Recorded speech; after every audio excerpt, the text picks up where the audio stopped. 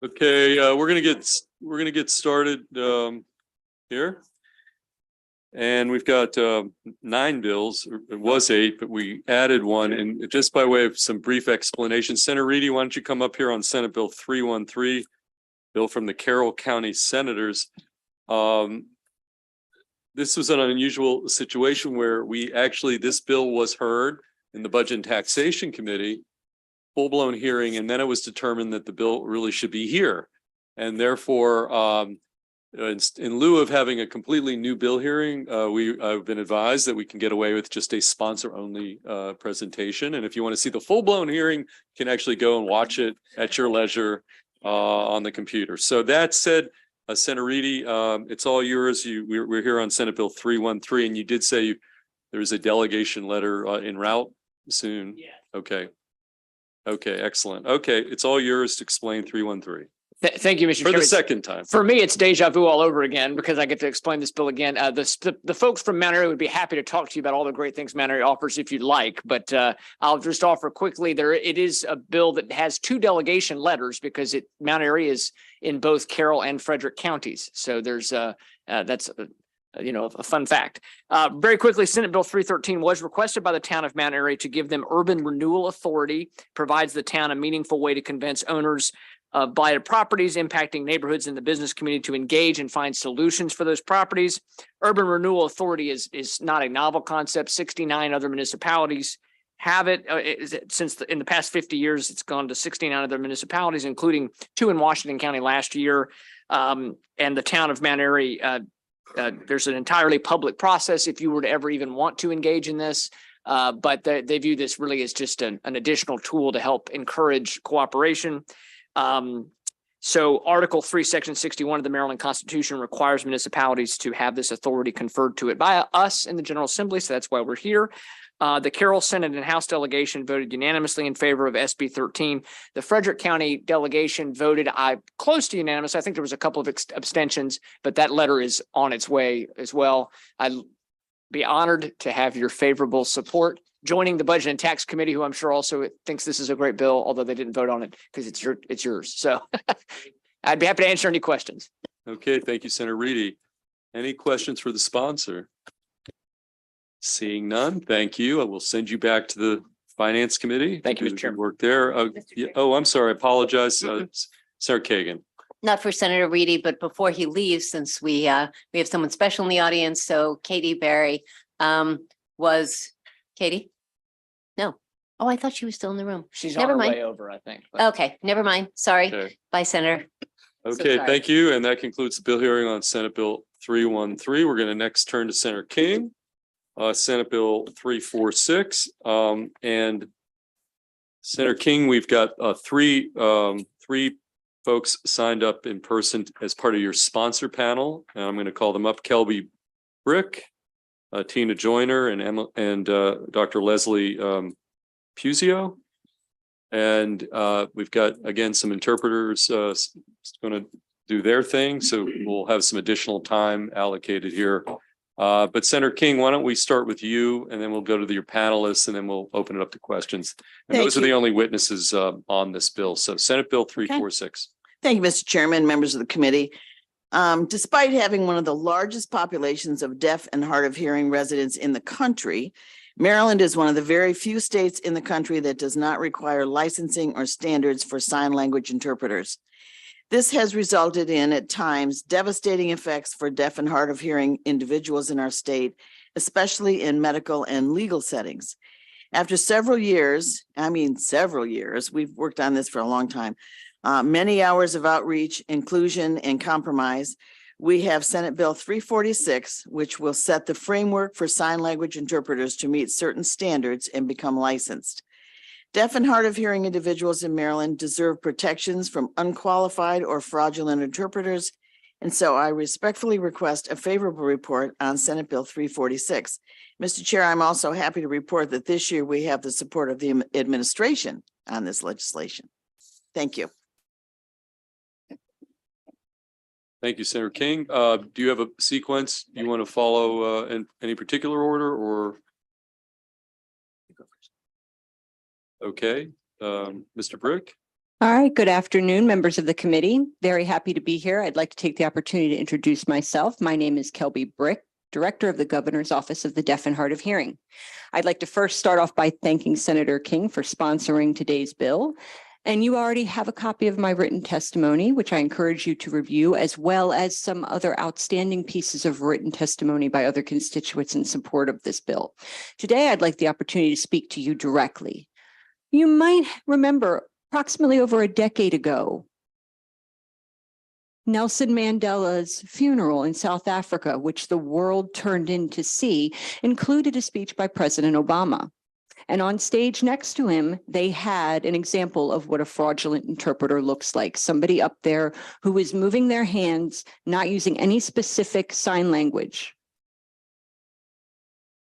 I want to let you know that that happens on a day-to-day basis in the state of Maryland to our deaf and hard of hearing constituents.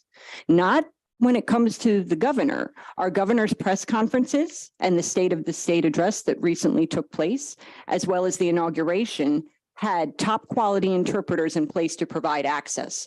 But for the day-to-day people in the state of Maryland, when it comes to going to a job interview, when it comes to their education, when it comes to court appearances, on a day-to-day basis, they face fraudulent or unqualified interpreters that can't communicate, which means they can't be involved in their own educational experience or their own defense or the ability to discuss treatment options with their provider.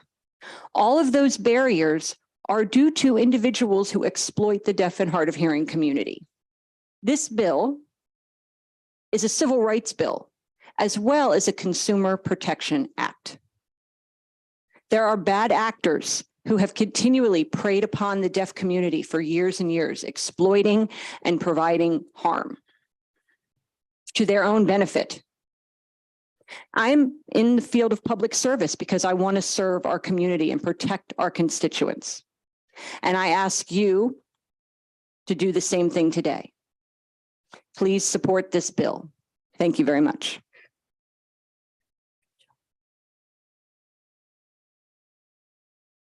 Okay, whoever wants to go next, just proceed. Hello, Mr. Chair. Oh. Hello, Ms. Don't touch it. There you go.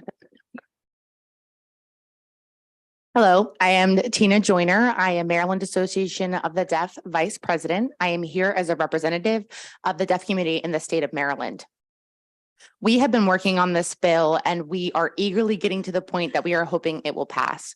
For the deaf and hard of hearing community, as well as the interpreting community in Maryland, we are very proud to have collaborated on this bill, to have Senator Nancy King and several other sponsors and 12 other sponsors is really an incredible experience, which is very important for this legislative bill.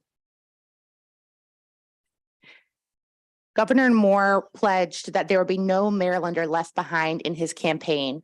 So for the deaf, blind, deaf, and hard of hearing community, we would love to see these fraudulent and unqualified sign language interpreters to be prevented by laws requiring that all business agencies, contracts have a standardized way of ensuring appropriate services are provided and there is liability for wrongdoing, fraudulence, and unqualified and fake sign language interpreters that are continued to allow to operate in the state of Maryland.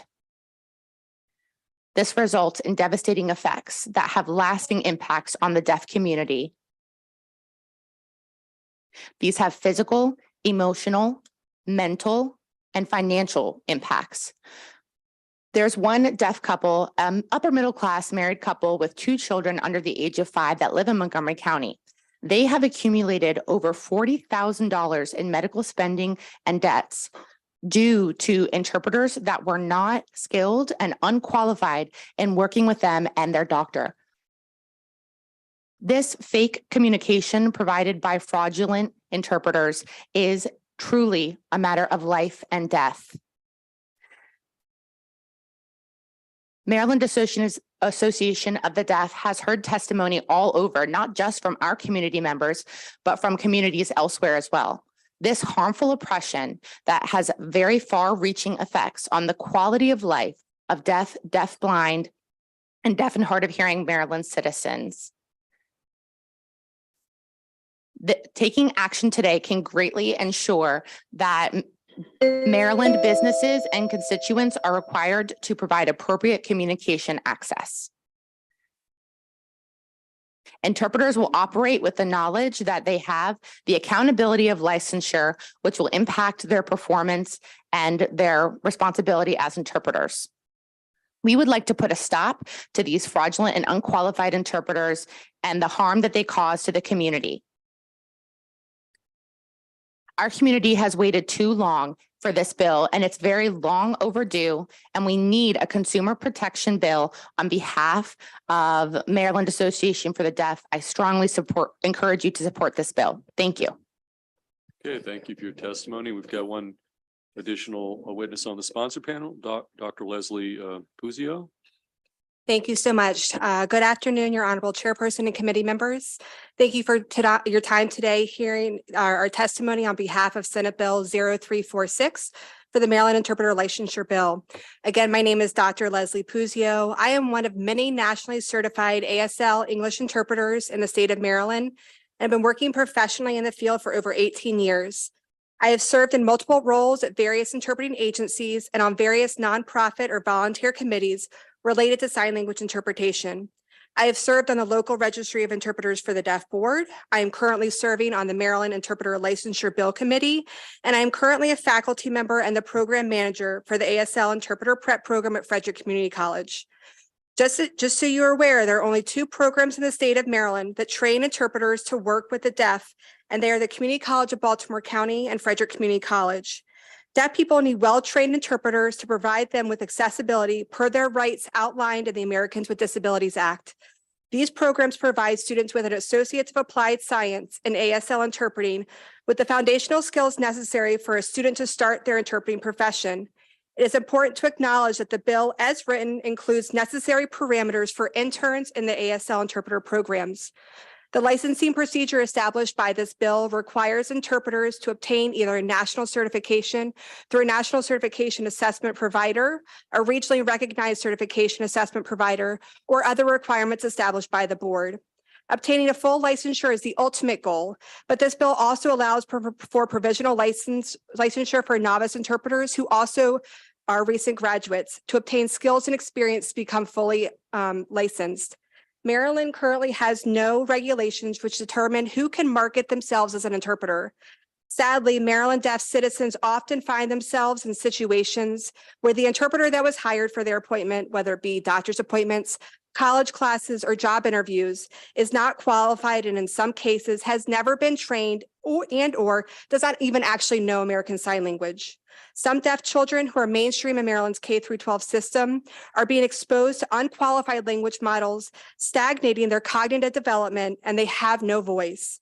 This bill is an attempt to set up a robust licensing procedure which will protect all deaf individuals, children, and adults in the state of Maryland. I support this bill, and I hope that you will too. Thank you so much. Okay, thank you. Any questions for Senator King? Did you want to? Okay. I just can't let this go past. Poor Leslie Puzio, every time she comes here, I embarrass her, but she is one of my little neighborhood kids that I've noticed since she was a baby and awfully, awfully proud of her for what she's doing today. So thank you. Okay, well, maybe I'll just throw the only unfavorable, I think, as you know, Senator, there is some written testimony from the judiciary. I don't know if you want to just address it. Anybody on the panel, feel free, but Senator King. The only thing that I see from the judiciary is that they really kind of have their own people. But I don't think they have anything against any of the standards or anything that are in this bill. They just kind of don't like us messing with them is what it all amounts to. Okay, is there any additional question for the panelists? Okay, seeing none. Mr. Chairman? Yes, absolutely. Secretary would like to add one thing there. Absolutely. So the governor's office frequently fields complaints from individuals who show up to the judiciary process, to court, without the ability to understand trial instructions, without the ability to participate in their defense, because the interpreters themselves are not regulated at the state level. Now, we do recognize that the judiciary has their own criteria that they use, but just to let you know, it seems to be inadequate and not working, and it's putting lives at risk. So this is important, and this bill and the language has to include the judiciary system. It's a consumer protection bill at its heart. Thank you. Okay, any additional questions for the panel? Okay, seeing none, that concludes the bill hearing on Senate Bill 346. So thank you for your testimony. We're going to next move to Senator Simon Ayer, and then we'll get to Senator Waldstreicher. This is going to be a pretty short bill here. Senator Simon Ayer, Senate Bill 286, and you've got just two witnesses signed up on this bill. Patrick Guibeo and Joseph Pruden are both designated as your sponsored panelists, and that's the extent of the in-person testimony. So Senator Simon Ayer, Senate Bill 286. Thank you, Mr. Chair. For the record, Senator Brian Simon Ayer presenting Senate Bill 286. As amended, this bill provides the burial cost for veterans, spouses, and dependents, along with a couple other details. As an engineer who's worked in the defense arena for the last 38 years, I've worked alongside our military, whether here in America, in Central America, or in the Middle East, and I've seen their dedication and sacrifice firsthand. As a result, I continue to champion bills that help our veterans and military.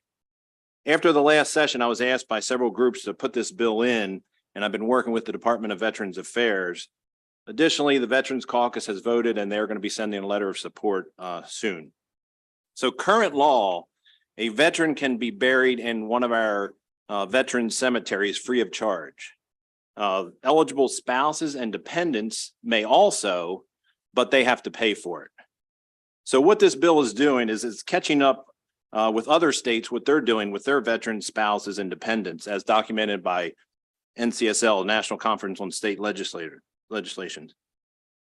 So as amended, this bill does three basic things. One, it provides the burial costs for veteran spouses and dependents. Two, it defines what an eligible spouse or dependent is in Maryland law, as it's undefined currently, which potentially allows for a very large range of costs to the state. Therefore, this bill codifies the current practice by using the United States Department of Veterans Affairs National Cemetery Administration definition.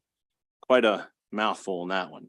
And then the third thing, lastly, it given the limited space at these cemeteries, it gives spouses priority to be buried above or below their veteran. Now, some additional information, looking at the data, codifying the national definition is consistent by limiting the dependents to apply to minors. But the key issue is securing the funding. I mean, that's the big issue that we have. And I've been working with the department, and they are supportive of this bill if we can provide the funding. They don't want to take it out of existing resources. I've reached out to the governor's office and working on the funding. Governor Moore has said that veterans are a priority, and he has publicly said that he supports this specific issue. So I will continue to work with them, and hopefully we'll get this resolved. In conclusions, I will provide the amendments to the committee.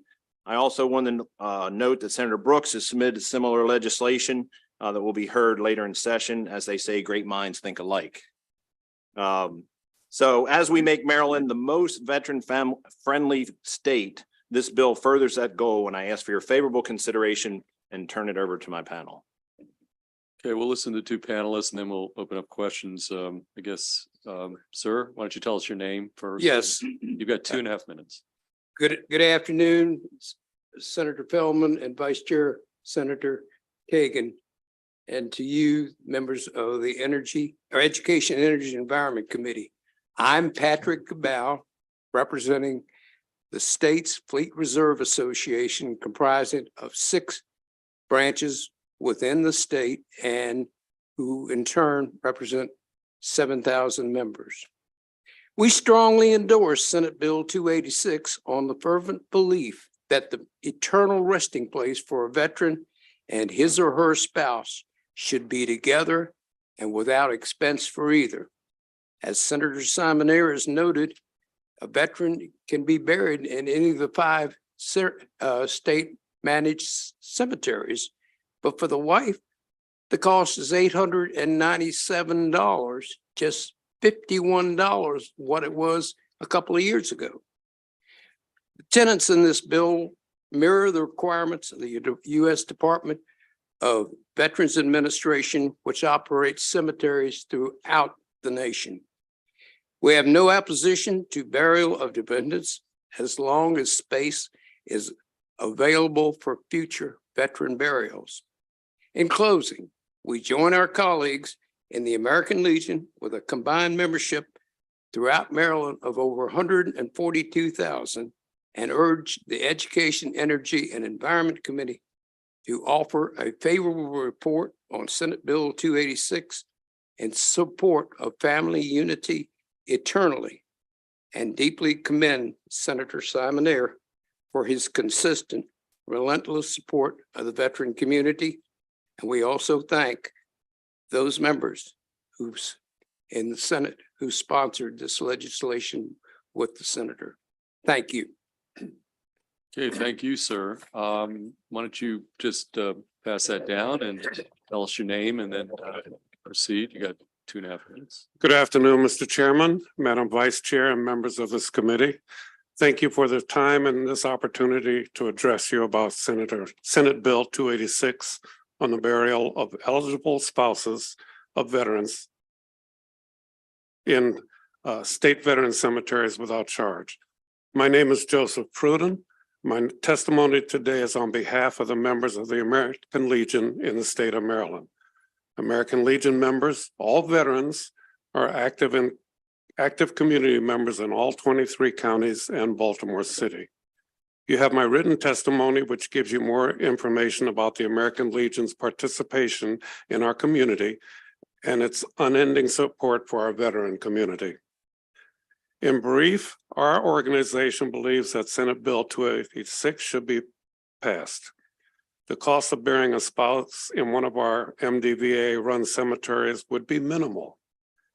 I must amend my written testimony, which indicated that decreases in state funding for this program would be offset by increases in federal funding. This is not accurate, and let's just call that a senior moment and move on. Federal funds for this program would not cover the burial of spouses. This would have to be a budget item from the state of Maryland. It is a small gesture that the state of Maryland can make to its veterans to say thank you to those who have served and already face many stresses when they return home to continue their lives in and out of uniform.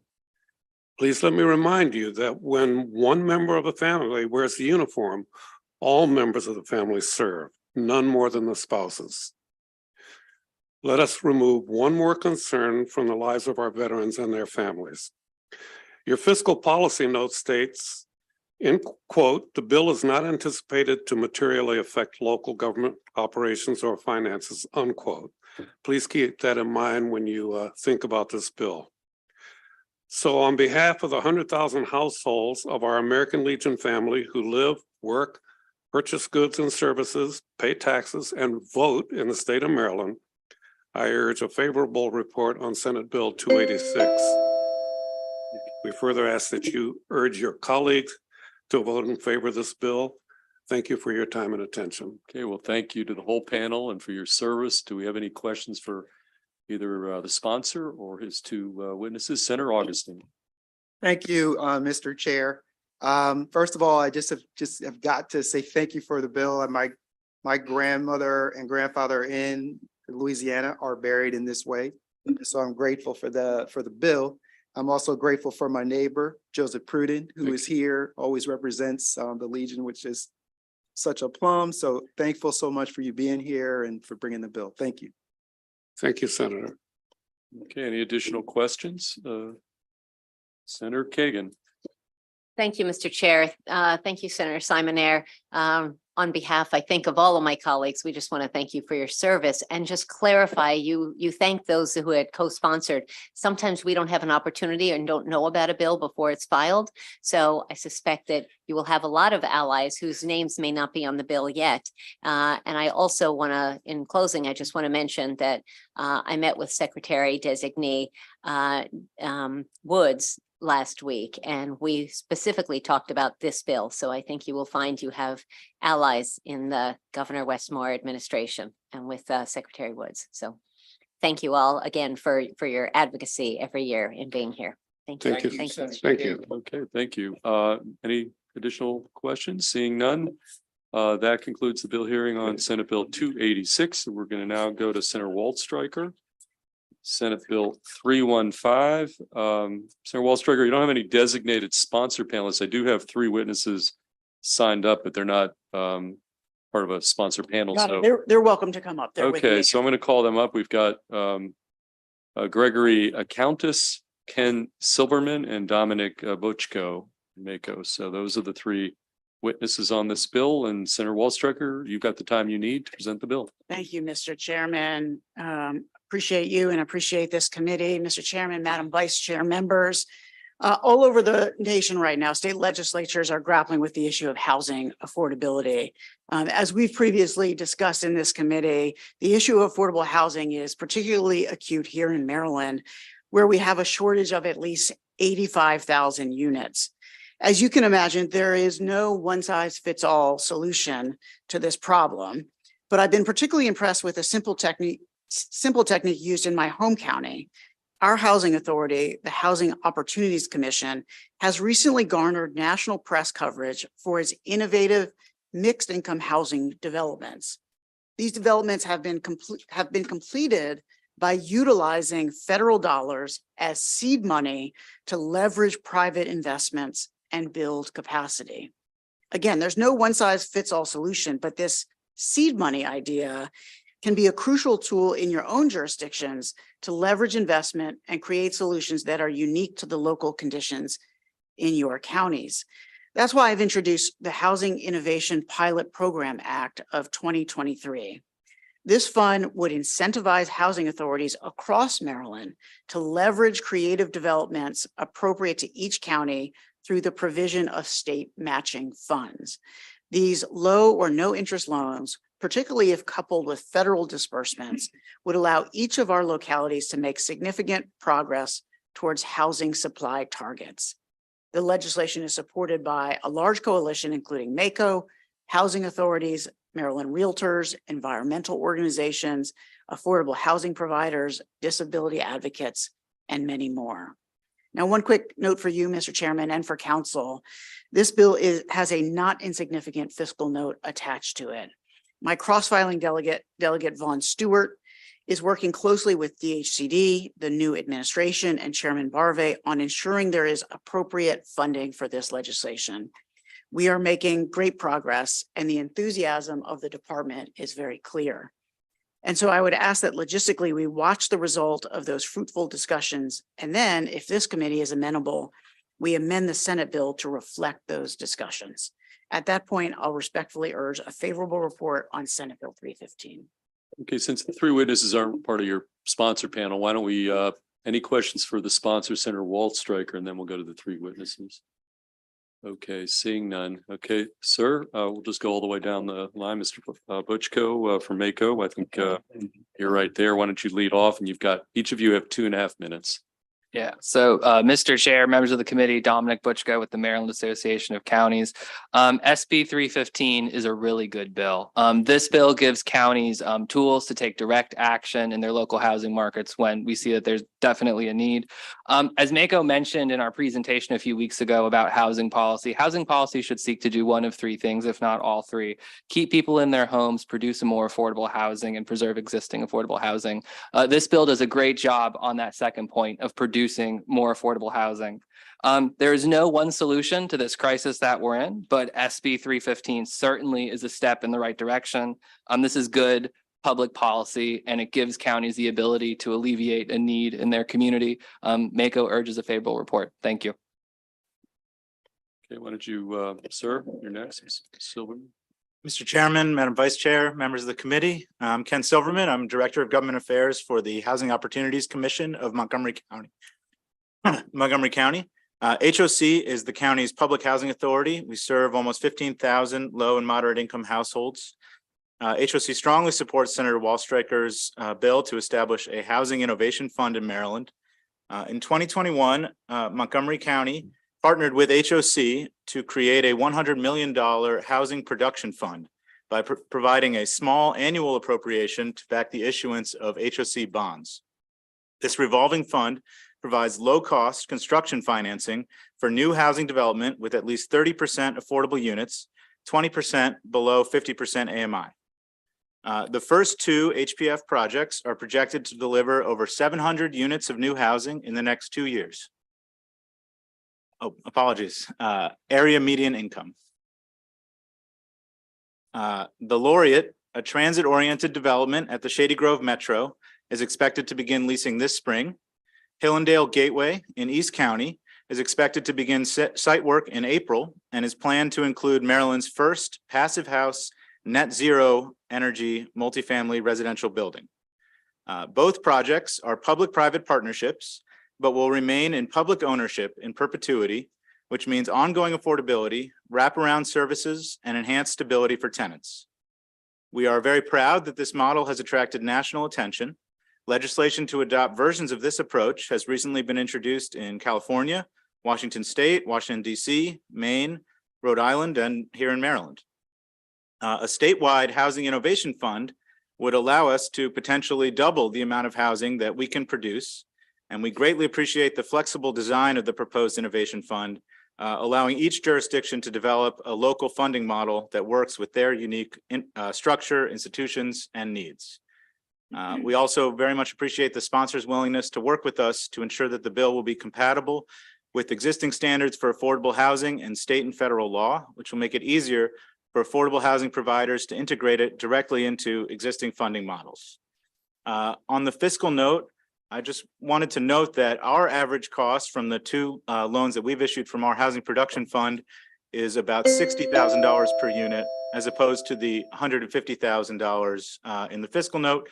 And so the state portion of that will be half, about $30,000 per unit. Thank you very much for your time and your support of affordable housing in Maryland. Okay, if you could pass that down to Mr. Countess, and thank you, sir. Thank you very much, Mr. Chairman and members of the committee. My name is Gregory Countess. I'm Director of Advocacy of Housing and Community Development for the Maryland Legal Aid Bureau. As you know, Maryland Legal Aid represents low-income persons throughout the state and provides legal services. Let me echo the comments of the others on this panel. This bill attacks the affordable housing crisis in a very smart way. As this committee is aware, Department of Housing and Community Development commissioned a study back in that was produced in 2020 that shows, as Senator has stated, that there's a gap, an affordability gap that actually affects over 125,000 families. Those 85,000 families that the senator mentioned in his testimony are those who are very low income, and that's folks at 50% of area median income, and extremely low income folks. And those are families whose income is 30% of area median income. And what does this gap mean? It means that these families are paying more than 30% of their income in rent, which makes their lives very, very precarious. And they are also subject then to eviction if just one thing goes wrong, because they don't have the funds to pay their rent. So not only does it do this in a very smart way, this bill, by providing leverage to public housing authority, it also tackles the present day problem of economic and social stratification, also in a very smart way. And studies have shown that tackling this problem leads to greater economic and benefits for low-income people. And since this bill also requires the establishment of permanently affordable housing, it gets the state of Maryland off of the hamster wheel that we're on with the present day restrictions on housing that requires us every 30 or 40 years to probably begin that process all over again, that is providing housing. For those reasons and others, we ask for a favorable report from this committee. Okay, thank you for your testimony. Any questions for any of the panelists or the sponsor? Okay, I do have one question for Senator Wallstrecker. Just we have some testimony here from the Maryland Affordable Housing Coalition. They're favorable with an amendment, and the gist of their concern has to do with the exclusion of low-income housing tax credits. And question, I guess, posed there is, why are those low-income housing tax credits excluded under the bill? Sure. To my knowledge, they weren't purposely excluded, and we'll take a look at that testimony. And as we're meeting with the larger coalition and our House sponsors, we will certainly take that into account and bring back a work product that everyone can support. Okay, any additional questions for the panel or for the sponsor? Okay, seeing none, that concludes the bill hearing on Senate Bill 315. And we're going to next go to Senator McKay, who I do see in the House, on Senate Bill 296. Senator McKay, you don't have designated sponsor panelists. There are several witnesses signed up favorable. Do you mind if I bring them up, even though they're not part of a formal panel? Please, that'd be wonderful. Okay. So we've got All hands on deck. we've got Dominic Butchko from ACO, and we've got Wesley Stewart. And then that's the extent of the in-person. Then we do have one witness signed up virtually favorable as well, and that's the extent of the testimony. So Senator McKay, you've got all the time you need to present Senate Bill 296. Well, thank you very much, Mr. Chairman, Madam Chairman, and the rest of the committee. For the record, I'm Senator Mike McKay, presenting Senate Bill 296. This is the Housing and Community Development Whole Home Repair Act of 2023. So what aligns red and blue? That answer will be at the end of my testimony. Across the Appalachia region, of which I proudly represent, we have a growing problem with blight. Seniors not being able to age in their own homes. We also have a population migration out of our area. It also has strictened our ability to retain a good quality workforce. This bill attempts to rectify the issues by making funds and grants available by the local governments as well as non-governmental organizations. We believe that a pilot program would be the best way to test for a statewide implementation. Number one, blight causes disrepair and unsafe living conditions, which in turn makes our growing senior population must move away and move into nursing home communities, and thus can't age in place. Number two, there are no places to bring workforce to live. Unfortunately, these homes are rotting away, and there's no investment of new ones and renovating the old ones. Number three, our young people are moving away from Appalachia, Maryland, looking for opportunities that are not available.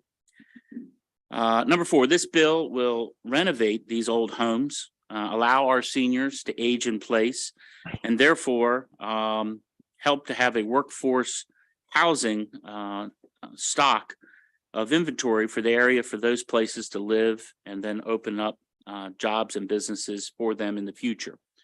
A couple points of interest for me about this bill. This bill is cross-filed in the House with Delegate Stewart.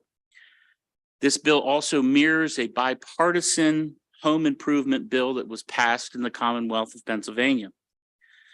Because there are so many supporters of this bill, I firmly believe that a work group would be wonderful. We are in harmony with the House with all the different amendments that are available. And I'll leave you with this statement. You know, when a house is falling down, it's not good for conservatives or progressives living in that neighborhood. One of those issues that transcends political boundaries is this bill. As a conservative, I see this bill as a blight fighting measure. My fellow progressives in the House who have championed for it see this for a different purpose. They believe that it's maintaining home repairs to improve energy efficiency, residents' health, and help them fight displacement of low-income residents by gentrifying urban neighborhoods. The Whole Home Repair Act of 2023 simply is an intersection of both of these different issues. So the answer to my question at the first is poverty. A different path, but with the same mission to eradicate poverty in the state of Maryland. I urge a favorable report on Senate Bill 296, and will answer any questions that you may have. Thank you. Keep count of all the McKay Stewart bills that we see during this term in that spirit. But okay, because the witness is not part of your formal sponsor panel, why don't we take questions for Senator McKay first, then we'll turn to the two witnesses. Senator Washington. Thank you, Senator McKay, and thank you for bringing this bill and for your service on the Joint Committee on Ending Homelessness. You were always there and supporting of that. Making sure you can hear me. But your comments about coming together red and blue, I'm a bit of a Star Trek nerd. And so when you said that, it reminds me of a Klingon proverb that says, only a fool fights in a burning house. So this is definitely a situation where coming together and recognizing the crisis that we're living in, reaching across the aisle in that sense. So thank you very much for your bill. And also specifically around some of the funding or the local support, I did want to ask Mako, right? Mako. Oh, you haven't had a Yeah, he hasn't you testified yet. Why don't you Okay, hold off? last Yeah. one. Thank you. Any other questions for the sponsor? Thank you for those kind comments, and live long and live prosper. That's all. Okay, with that, reference to Spock and all that, we're going to turn to our two witnesses. Why don't we, Mr. Butchko, why don't you start off, and then we'll take other witness. You get 2.5 minutes each, and then we'll open up questions. Yeah, Dominic Butchko with the Maryland Association of Counties. I wish it was a Star Wars reference. May the force be with you. Unfortunately, it wasn't. County support Senate Bill 296. And this bill would go a long way in addressing and preventing homelessness and preserving existing affordable housing. To go back to that presentation I referenced a few weeks ago, there's 3 things we should do with housing policy. Hopefully one of the 3, if not all 3. Keep people in their homes, produce more affordable housing, and preserve our existing affordable housing. This bill goes a long way in that first and third goal there. We want to prevent people from becoming homeless due to the negative condition of their homes. And we also want to preserve the stock that we have, because as the senator pointed out, people are not going to move to an area if the accommodations are not livable. This is frankly just good and common sense policy, and Mako urges a favorable report. Okay, why don't you pass the mic to our other witness? Thank you, Mr. Chairman, members of the committee. Wes Stewart from the Green and Healthy Homes Initiative here in support of this bill. I want to thank Senator McKay and the bipartisan support for this legislation. When families and seniors come into our agencies for help in addressing home repairs, they often are faced with more than one hazard, more than one issue. And they are faced with having to navigate our system, applying to the weatherization program, going to a separate housing rehab program, looking to get lead hazard reduction work done, addressing mold, asbestos, radon through multiple agencies. And what this whole home legislation does is it aligns our resources, make sure that we have a single portal application. We have help on an application that's uniform, that we assist families and seniors in getting to the resources they need.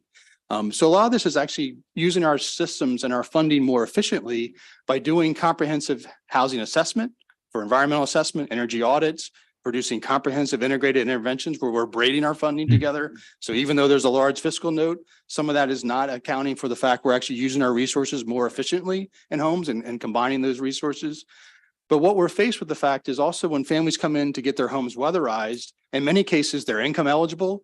They have major housing issues in terms of energy loss, but they can't afford to address the mold. They can't afford to address the lead hazards. They have structural issues and they're therefore deferred. We have very high deferral rates in Maryland for weatherization because of these issues in their home. And so what the Whole Home Fund does is it accounts for those issues and where we see barriers in our communities. It's also going to have greater coordination across agencies. So MEA, MDH, DHCD are working together again to braid funders, to bring in healthcare dollars that we now have from CHIP and Medicaid, to make sure that we address the needs of families who have complicated issues in their house. The other issue it does is it follows the Pennsylvania model. So they came up with an additional 125 million that will also seed and provide gap funding. The state of New Jersey is now doing a whole home pilot as well in New Jersey with the governor's support.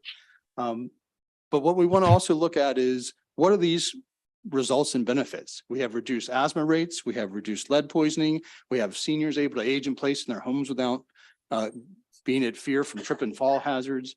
So again, this is a common sense bill. We have a number of friendly amendments. We appreciate your consideration in looking at those amendments. And we ask again for your support for this legislation. Thank you. Okay, good. Just to clarify, are you you sign up favorable? Are you favorable with amendments or just favorable? We are favorable. We would like amendments to be considered, but it's more important the legislation moves forward in adopting this unique model. Okay. Any questions for either of our panelists or for the sponsor or Senator Brooks? Delegate, I'm sorry, Senator, Senator McKay, I'm sorry. There were 12 unfavorables, but no testimony, nothing written. Did any of them reach out to you? No, sir. Okay, then it's moot. Okay, No, thank you, sir. Mr. Chairman, I think you're going to introduce the person who's. Yeah, we have one virtual witness. I do, and that's, I represent 23 municipalities / towns in my district. And the mayor of Cumberland, Mr. Ray Morris, is one of those who talks about similar to what they've already done in the city of Cumberland. And so they'd like to talk about the positive of this. Any additional questions for this panel before we go to the mayor?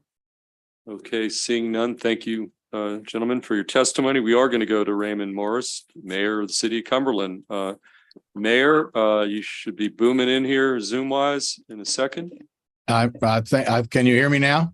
We can definitely hear you. I don't know if we can, All right. can't see you. Well, for some reason okay, there Oh, it we goes. can- Let's start this. we There it can goes. see It you started the and- video. We can see you All right. and hear you. So you got 2.5 minutes, Mayor.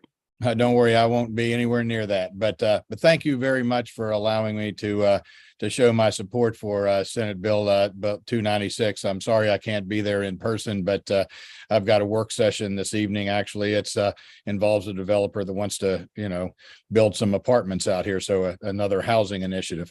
But I think that affordable housing is a concern that's not only in Cumberland, but obviously all across our state. And I think that Senate Bill 296 provides an avenue to encourage the maintenance of the both owner occupied and rental properties. And I think that that's really critical. And one of the main issues that we have up here in making sure that we have affordable housing, all Marylanders, all people in Cumberland deserve quality housing. And I think this Senate bill takes a great step in that direction.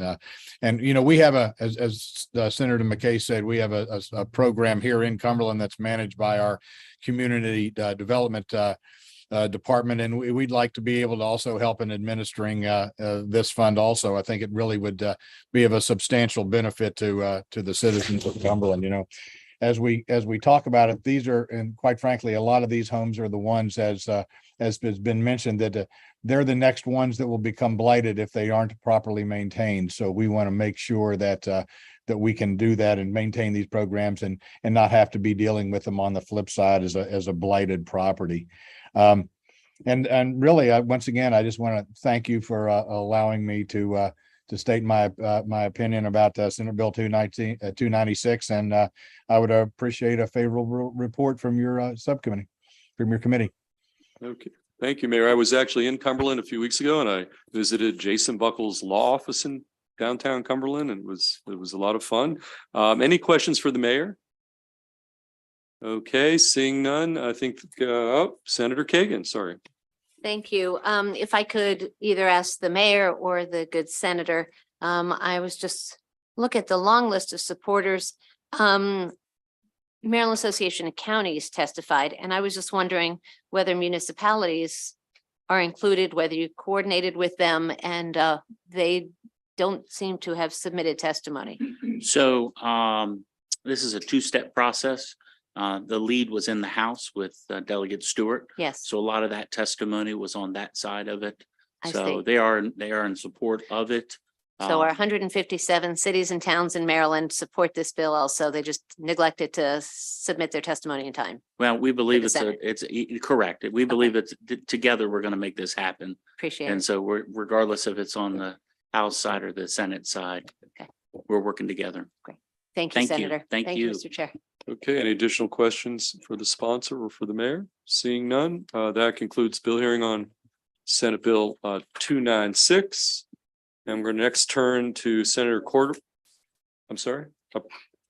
Okay, we're going to next turn to Senator Corderman, who's here on behalf of the Washington County Senators on Senate Bill 326. We're going to let you go because the other witnesses are signed up favorable with an amendment and unfavorable. So it's all yours. You've got all the time you need to describe Senate Bill 326. Thank you, Mr. Chair, and thank you, committee, Vice Chair Kagan and members of what are we, Triple E? What do we got? What you guys end up deciding on here exactly? Okay, we know who you're referring to. That's all.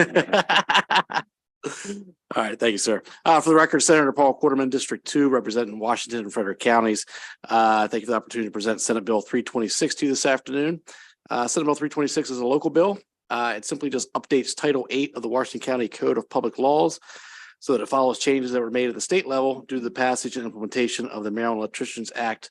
It was in 2021. It was Senate Bill 762. So again, as indicated, this is a local bill. Has unanimous support from both the Washington County Board of County Commissioners, also received unanimous support from our delegation, both of which included their letters of support have been uploaded. So again, thank you for your consideration and respectfully ask for a favorable report. Okay, we do have a letter from the delegation, which is a good thing. Any questions for the sponsor or for Senator Quarterman on behalf of the Washington County Senators? Senator Augustine. Thank you very much. I just want to just give you the opportunity. The IBEW has written a letter here opposed to the legislation. Did you have a chance to see that? I have not seen that, so I appreciate it bringing to my attention, but we'll be happy to reach out to them to find out what their area of concern is.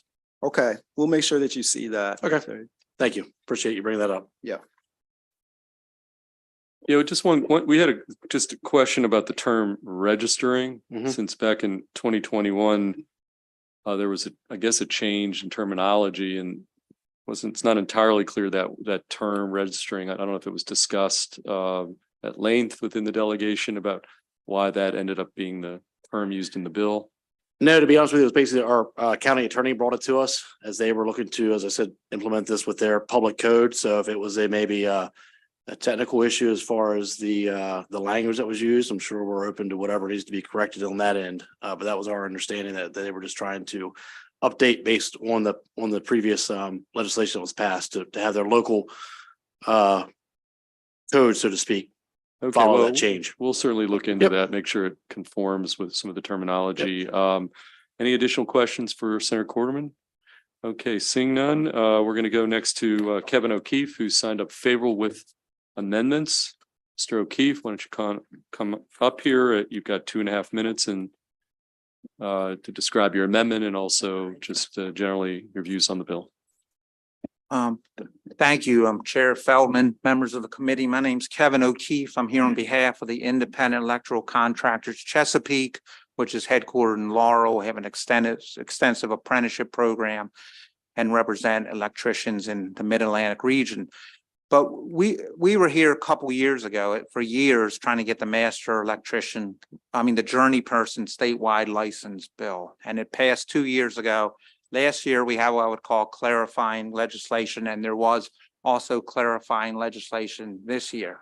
Now, on the bill before us, even though it's a local bill, the one suggestion, the amendment that I would support, and this was actually put in by the sponsor in the House side, is on page 2, lines 31 and 32, strike the examination and the licensing of restricted electricians.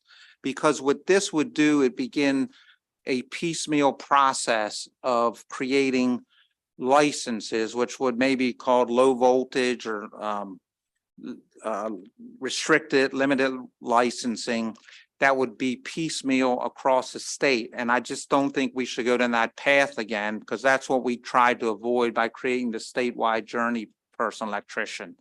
So even though, and the registration of master electricians, I think that was done from the bill 2 years ago so that the locals could still have a say in dealing with the licensing of electricians, even though they're statewide licenses now.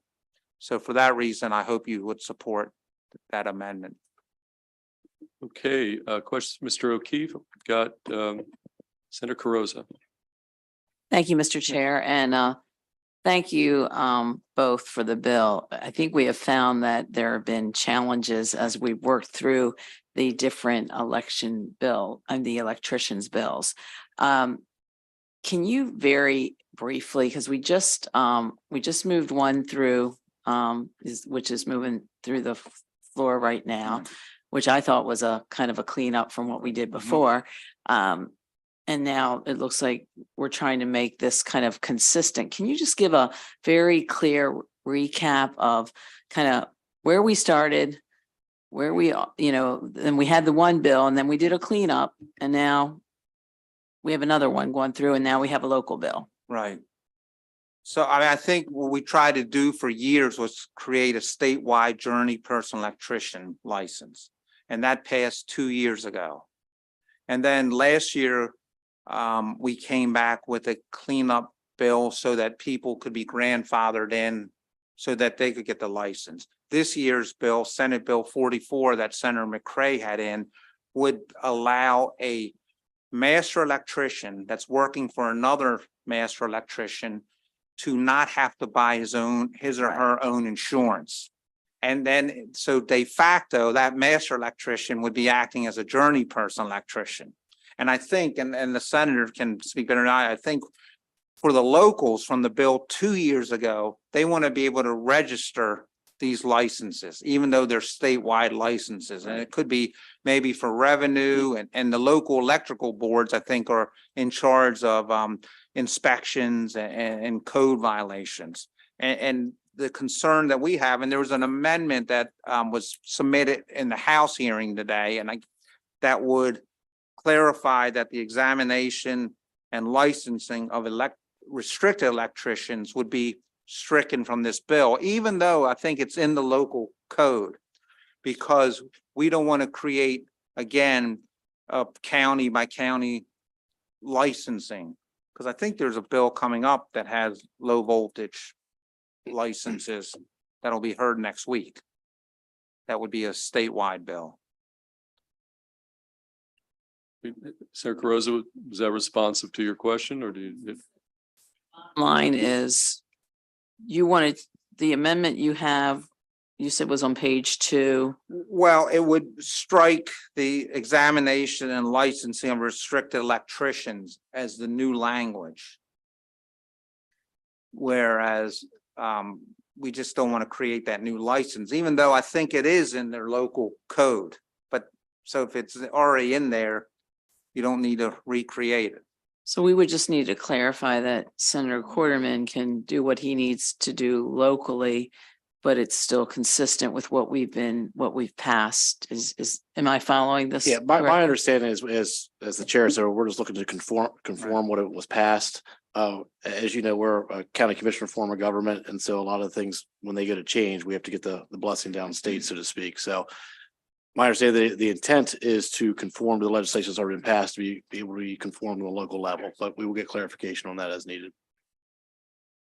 Okay, any additional questions for the sponsor or the witness, Mr. O'Keefe? Senator Washington. Trying to understand.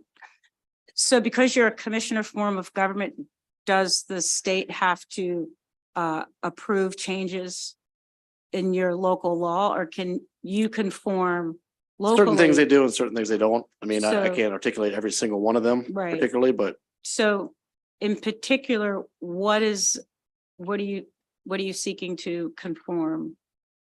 again, as far as the legislation was passed previously on the Mhm. electrician bills have been passed before, want to update our local code to kind of mirror those same changes. So your local code,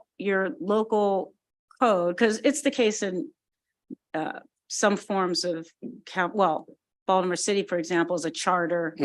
And so some things related to taxes and things like that have to come to the legislature. But I guess to follow up with Senator Carozza's question, is this bill necessary to change it locally. That's just the answer. My If- understanding is this, otherwise I wouldn't be here. Got it. I mean, my understanding is our county attorney from our office reached out to our delegation about putting this forward because they could not make that changes without it being passed down here. So we will obviously, inquire on that again of that, but that's my understanding. And then secondly, thank you, Mr. Chair, you're not attempting to make any special type of licensing No, just not to my for the knowledge, but county. no. Well, we're just clarifying Sure. because we want to address that there's local courtesy, but Mm-hmm. if it's changing or counter to statewide legislation, statewide practice or what we've already established or wrestled with, or trying to undo something that we've already reached consensus on. Understood. Okay, thank you. Okay, any additional questions of the sponsor or the witness? Seeing none, we're going to move to one unfavorable in-person witness was alluded to by Senator Augustine earlier, Tom Clark. Mr. Clark here on behalf of IBEW 26 signed up unfavorable. Mr. Clark, you've got 2.5 minutes. Good afternoon, Mr. Chair, members of the committee. My name is Tom Clark. I represent the IBW Local 26 here in DC. I'm speaking on behalf of our sister union 307 in Cumberland that includes Washington County. My problem with this bill is, the intention to me looks like we have 3 categories of electricians, a master, a journey person, and an apprentice. And now we're trying to define a restricted electrician. And I'm not it's not in the bill what a restricted electrician is. I thought the amendments would be good, but without the amendment, if you put those amendments in, you now have the Maryland Electricians Act. So it has to be, this bill has to do with a restricted electrician, which we have no idea what it is. But like I said, with those amendments, you have the Maryland Electricians Act, which this committee, well, not this committee, but the Senate has heard for about 8 or 9 years. We passed it 2 years ago. We made some mistakes, even union electricians like Corey McRae make mistakes.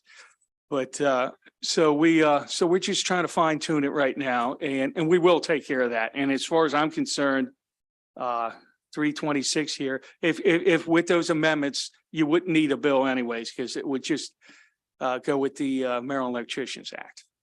Thank you. Okay, any questions for Mr. Clark? Okay, seeing none, that concludes bill hearing on Senate Bill 326. And we're going to go a little out of order because Senator Klausmeyer and Senator Sidden are tied up. And so I'm going to present my bill, Senate Bill 477, and I'm going to call up my witnesses, sponsor panelists, and we're going to go to Senator Augustine to preside over this important bill.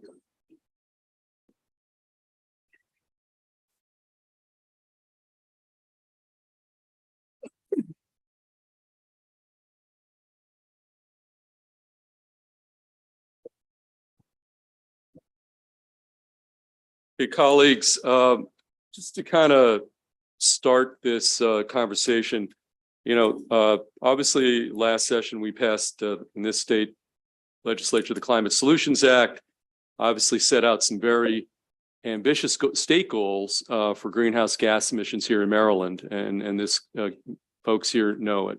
Now, last week we started a conversation with Senator Augustine's bill dealing with the Clean Trucks Act legislation, which dealt with medium heavy duty trucks. And Senator Augustine pointed out at that time, and this is going to be true of this piece of legislation as well, that the transportation sector accounts for by far the largest portion of total greenhouse gas emissions. In Maryland, by last count, something like 40% of all the greenhouse gas emissions in Maryland are attributable to the transportation sector, which is why the nation continues to incentivize and move aggressively towards greater use of electric vehicle, zero emission vehicles as part of, again, a broader effort to combat climate change. Now, a little background here is important. Back in 2007, this legislature passed the Clean Cars Act of 2007, which required the state to follow the vehicle emission standards set by the state of California, rather than the less stringent federal standards. And that was an option that was permitted by the Federal Clean Air Act. So states had the opportunity to either follow the federal law or the more stringent California model. That was an option afforded to the states under the federal act. And in our case, our state chose to adopt the California program with that 2007 legislation, starting with 2011 models. 14 states then adopted the California rules. Those rules are about to expire, running through the 2025 models. So what happened this past August 2022, California came up with new, tougher standards, which will cover 2026 to 2035 models, requiring every year an increasing percentage of new zero emission cars and light duty trucks, again, for models 2026 to 2035. 6 states have already jumped on to the California more stringent program that was adopted in August of 2022, including New York. The reason that's significant is we are now at somewhere like 35–40% of all the car sales in the United States, with New York, California on board with these much more stringent requirements that will basically, by 2035, 100% of the new cars and light trucks sold in those states, California, New York, and other adopter states, will have to be zero emissions. That's where we're heading as a nation. There's no doubt the Hogan administration at the end chose not to take steps to join the California new enhanced program, but it's quite clear that the Moore administration is going to do so. So right now, 6 states have jumped on. Maryland in 2023 is projected to join the California program. Now here in Maryland, beyond adopting the California standards, in 2013, Maryland and governors from 7 other states signed an MOU committed to coordinated action to ensure implementation of their state's zero emission vehicle programs. In 2011, we created something called the Maryland Electric Vehicle Infrastructure Council, which I served on that very first version. Now it's been renamed the Maryland Zero Emission Electric Vehicle Infrastructure Council. Reports every year, recommendations have come forward. I have actually brought over the years a number of those recommendations. They've always faced resistance, and I'll talk about that in a minute. But the reality is we've established some very broad, very aggressive statewide goals when it comes to electric vehicles. And we have a goal even in place now that calls for 300 zero emission vehicles on the road by 2025, 600,000 by 2030. We've created incentives. Just last session, we passed the Clean Cars Act of 2022, recommitted to a robust tax credit program. We have a rebate, you can see in the fiscal note, we have a rebate program that's funded by our Strategic Energy Investment Fund, SEIF, and the 2024 budget includes funding for those rebates. But the reality is, as we sit here today in our state, the number of electric vehicles is not all that impressive. We are candidly lagging many other states. There's, depending on who you ask, something like 6% of the vehicles here in Maryland are electric vehicles. The dealers will say it's only 3.5%. In either case, Maryland is nowhere near meeting the goals I described earlier in terms of what we need to, and we need to meet those goals if we're going to meet those greenhouse gas emission standards that we just enacted last session. And so again, when it comes to electric vehicle infrastructure deployment, we're behind, and there's a massive shortage of chargers where drivers need the most, at their homes. Studies have found, and there's something, a lot of this is in the packet, that 1 in 5 electric vehicle drivers abandon their EVs and go back to gasoline vehicles primarily because of the lack of charging station infrastructures in their state. And that's a fact. There's 2 other main takeaways before I describe what's in Senate Bill 477. When you look at all the studies that have been done here, 2 major, I would say, takeaways from these studies. Charging at home is more convenient, cheaper, more reliable. And all the studies assumes 80 to 90% of folks charge their electric vehicles at home. In fact, it's now NRG, an electric entity, announced just 2 weeks ago that they'll be offering a new energy plan to facilitate greater electric vehicle use in Pennsylvania and in Maryland. They're offering reduced price energy at night and early morning when most electric vehicle owners charge their vehicles. Pepco and BG&E are also offering incentives to electric vehicle customers. The bottom line is there is a shortage of chargers in places where drivers need them most in their homes, at their homes. A second related fact has to do with the cost of chargers installing at the homes. It's much cheaper, whether it be single family homes or townhomes with driveways, carports, or garages, to install the charging outlets, which in many cases are similar to a clothes dryer or electric range.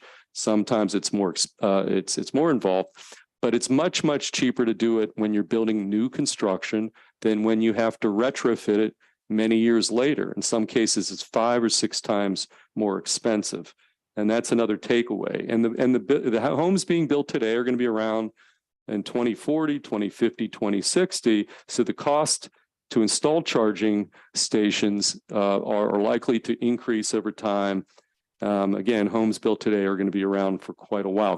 California did a study as they passed some legislation similar to this. They expect to save up to $1.4 billion by requiring installation of these the charging stations up front rather than retrofitting many years later. So I'm putting all that together, and we've come up with Senate Bill 477 that will address those two issues. So here's what Senate Bill 477 does. Number one, it is prospective, does not affect any new construction or significant renovation for which a building permit is issued before the bill's October 1, 2023 effective date.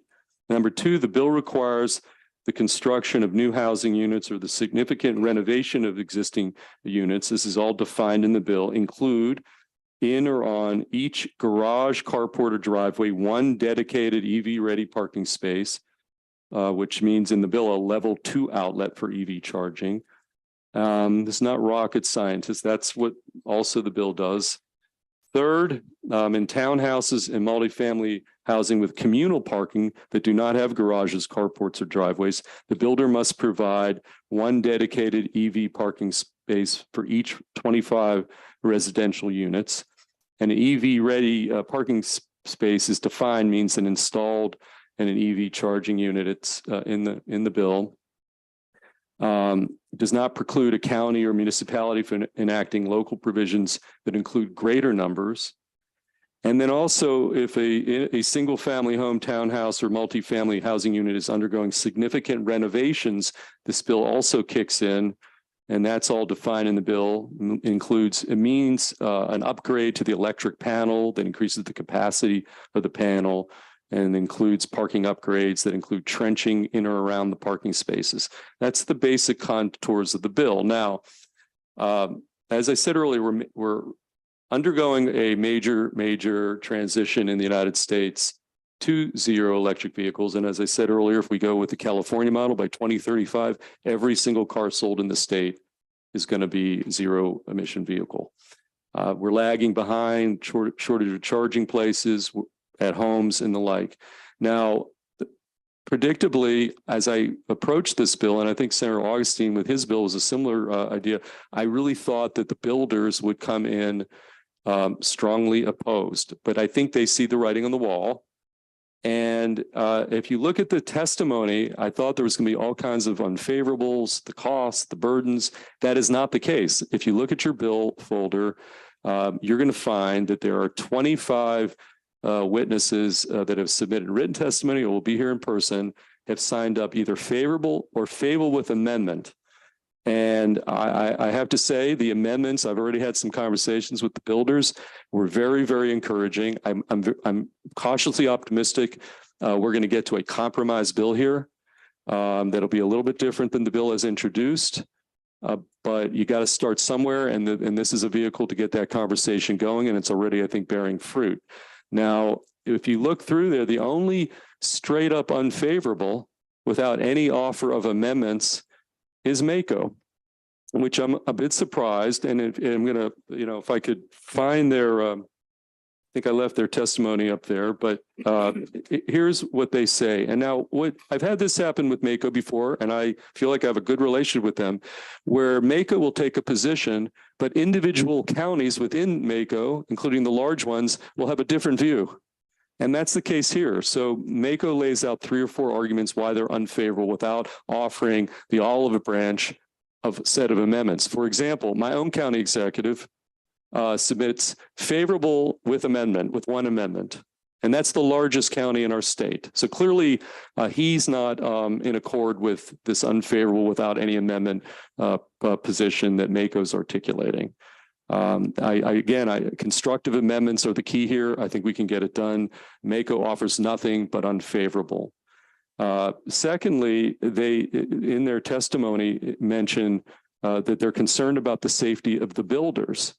But the builders themselves are not submitting unfavorable testimony. Favorable with amendment is their position. You're going to hear from them. They have some very constructive amendments that I think can get us to the promised land. So the concern about the safety of the builders is not shared by the builders. They also say that this is getting into the space of locals, that there's a political structure in place that it gets into the purview of local government. I would suggest to the committee that we have statewide greenhouse emission goals as articulated in a statewide bill last year. We have statewide electric vehicle goals. We've got a multiple set of statewide clean energy, climate change goals. It's not up to the local jurisdictions, 24 separate counties, to articulate their views on this. And we've had this in other energy spaces. We don't want local commissioners having veto authority over statewide policies. And so they say that that is their other argument as to why they're unfavorable without offering any amendments. And they talk about affordable housing, that could be compromised here because of the additional cost. California looked at this. And what did California say? They found that adding panel capacity during new construction would amount to 0.1% of the total building cost of that construction.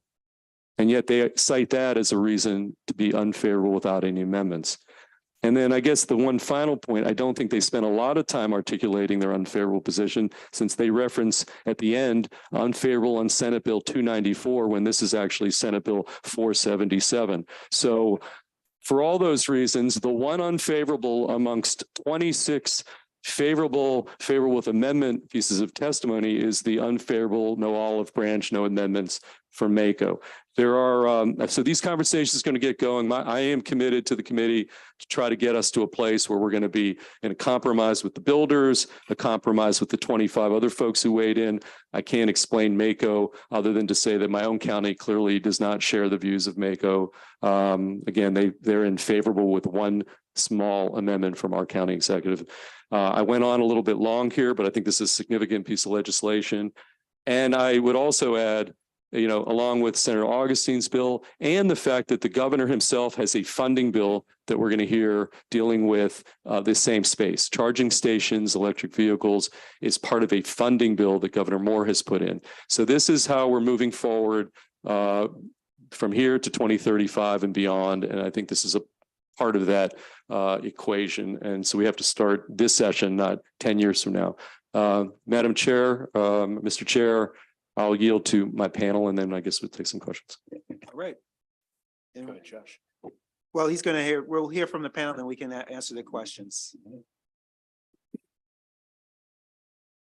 All right. Mr. Chair, Madam Vice Chair, members of the committee, my name is Josh Fisher. I'm here on behalf of the Alliance for Automotive Innovation. We're a DC-based trade association representing the major automakers who produce the most vehicles sold in the U.S. We also represent several technology companies, chip makers, EV battery producers. So we like to say we represent the entire auto supply chain. And we are here to ask you for a favorable report on Senate Bill 477, which will address one of the biggest barriers to EV adoption, and that's the lack of convenient, affordable, and reliable home charging, as Senator Feldman just laid out for you.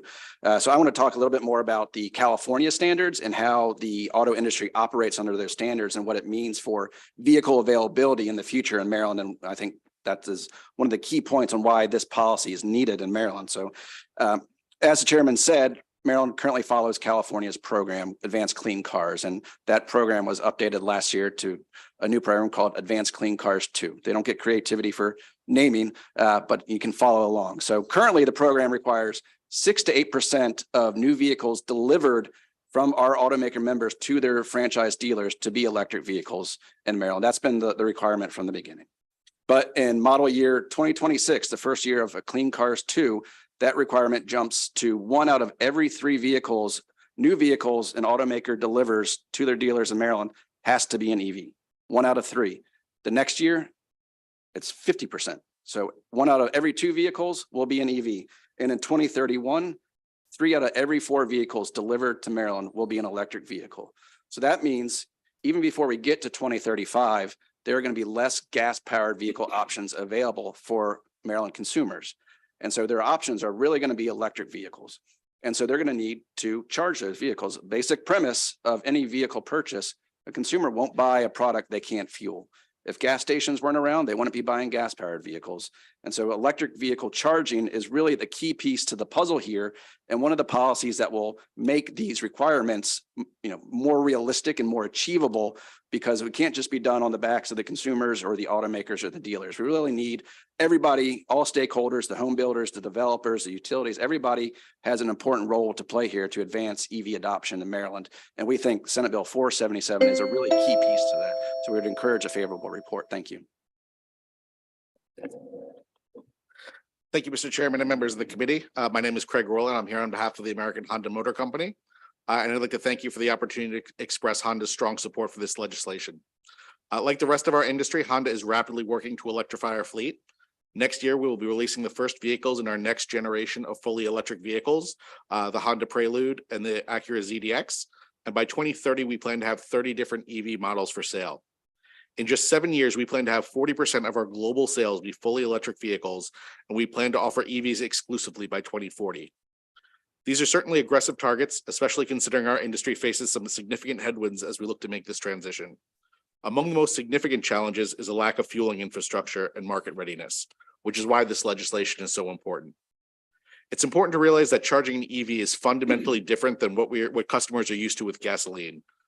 Currently, over 80% of charging happens at home at work. As more and more electric vehicles enter the marketplace, it'll be important to promote charging at home and work, as that is an effective way to minimize negative impacts to the electric grid. While this bill may add some cost to consumer construction projects in the short term, in just a few years, nearly all homes and businesses will need electric vehicle infrastructure. Ensuring EV readiness as part of new construction projects or major renovations is ultimately better for consumers, as it will cost it'll be far more cost effective than having to go back and make those upgrades later. Soon we will think about these features as necessities for homes and businesses, just as we do broadband internet access. This legislation will help ensure that Maryland is a leader in building out the electric vehicle infrastructure that's necessary to transition away from fossil fuels, and we respectfully ask for your support. Thank you. Thank you, Mr. Chairman, members of the committee. Bill Kress here today on behalf of the Alliance for Automotive Innovation.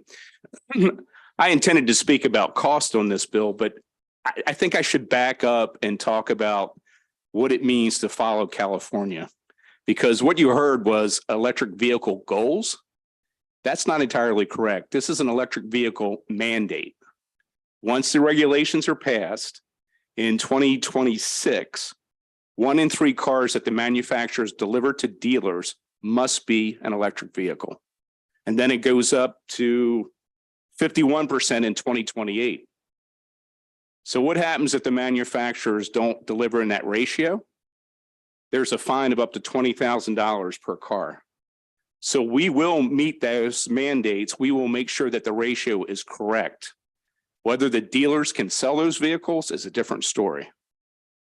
So what's the primary thing that's holding consumers back? It's no longer range anxiety. All the cars get plenty of range. The issue is, where can they charge the vehicles? Everyone should have the ability to do it at their home. So with respect to cost, single family homes and townhouses with garages or driveways, the material cost is minimal. It is literally under $300. It's a circuit breaker, a receptacle, and cable. The cable is $7 per foot. So the cost for the single family homes and the townhomes is really, really minimal. We don't think that's an issue. The problem that Maryland is facing primarily is with multifamily homes. So because of the cost impacts, you're going to have the have and have nots unless the legislature does something about it. And I will say from a lobbying standpoint, I'm sympathetic to the multifamily home developers. They're going to have to spend some money to have electric vehicle charging available to their clients. But it's absolutely vital that you do something in this area. In California, the code requires 1 spot per 10 units. This bill says 1 in 25, so it's fairly modest. The cost for installing in a multifamily home depends upon the service coming into the building. It depends upon the amount of conduit and wiring that has to be run. It is different in every case, but it's absolutely vital that we do something to ensure that new homes have these charging units. Be happy to go on about the costs if you have other questions. Thank you, Mr. Chairman. Can I just say, I forgot to mention that the decision about whether to follow the new California or stringent standards from August of 2022, we have to make that decision this year because there's a 2-year notice requirement that has to go out to the manufacturers if a state's going to adopt. The new models under the new law kick in 2026 or end of 25. So in 2023, Maryland will have to make a decision whether to take the actions necessary. Now, whether we apparently do not have to actually pass legislation, we're getting a little guidance that could be done by regulation, but the bottom line is that's a decision in 2023. And if we do that, we're under the California requirements, which again, by 2035 is 100% of the vehicles sold in the state would be zero emission vehicles. Thank you. Thank you, Chair Feldman. Members of the committee, have any questions for sponsor and sponsors panel? Senator Carozza. Thank you. Mr. Chair, you're a good teacher because actually having the background that you walked us through was extremely helpful, especially for those of us who are learning the energy issues. So I want to thank you for that. And I guess by having that background, we heard some other bills that caused some consternation, especially if it looked like there were some unachievable goals and what it might look like on our farm communities and others. So putting that aside and then looking at the bill, this bill, as I understand it, this would be in essence putting the infrastructure in place, the charging stations that are needed in order as you move forward with reaching the EV goals. Am I understanding this correctly? Well, again, as I think Mr. Kress mentioned, at this point, we're not talking about goals. If we adopt California, this is going to be the reality. These aren't going to be goals anymore. 100% of the cars sold in this state by 2035 will be zero emission vehicles, electric vehicles, et cetera. And so, yes, I think that the crux of the bill is to say that moving forward prospectively, this has nothing to do with prior construction, that when you're going to build a single family home or a multi-dwelling unit, there are some basic infrastructure that you are going to have to put in place to allow our populace to have access to charging stations. Right now, the infrastructure is wholly inadequate. So that's what the bill does. The other part of it is the emphasis on new construction is the fact that it's 4, 5, 6 times more expensive if you don't put it on the front end in new construction to come back and retrofit it 5, 6 years from now.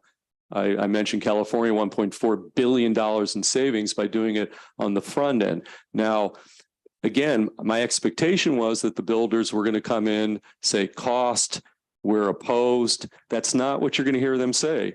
They see where this is heading, and I think they want to be part of the solution. And they're offering amendments, and we had a very constructive dialogue to get us to a place where we can move forward. So again, if you look through the 25 pieces of testimony, it's favorable with amendments, with one unfavorable, as I mentioned earlier, from Mako. I understand that, Yeah. and that's very helpful. And I guess where I'm trying to go, and part of this is, to me, you need the infrastructure in place regardless of whether there's a mandate or not, because customers should have choice. So putting the mandate aside, to me, we have a situation where we have consumers that may want to opt for electric now as opposed to down the road when it's mandated, but we don't have the infrastructure in place. I guess what I'm trying to factor in here is that there's still some consumer choice between now and 2035, because that would be the cars, the EVs that have to be produced.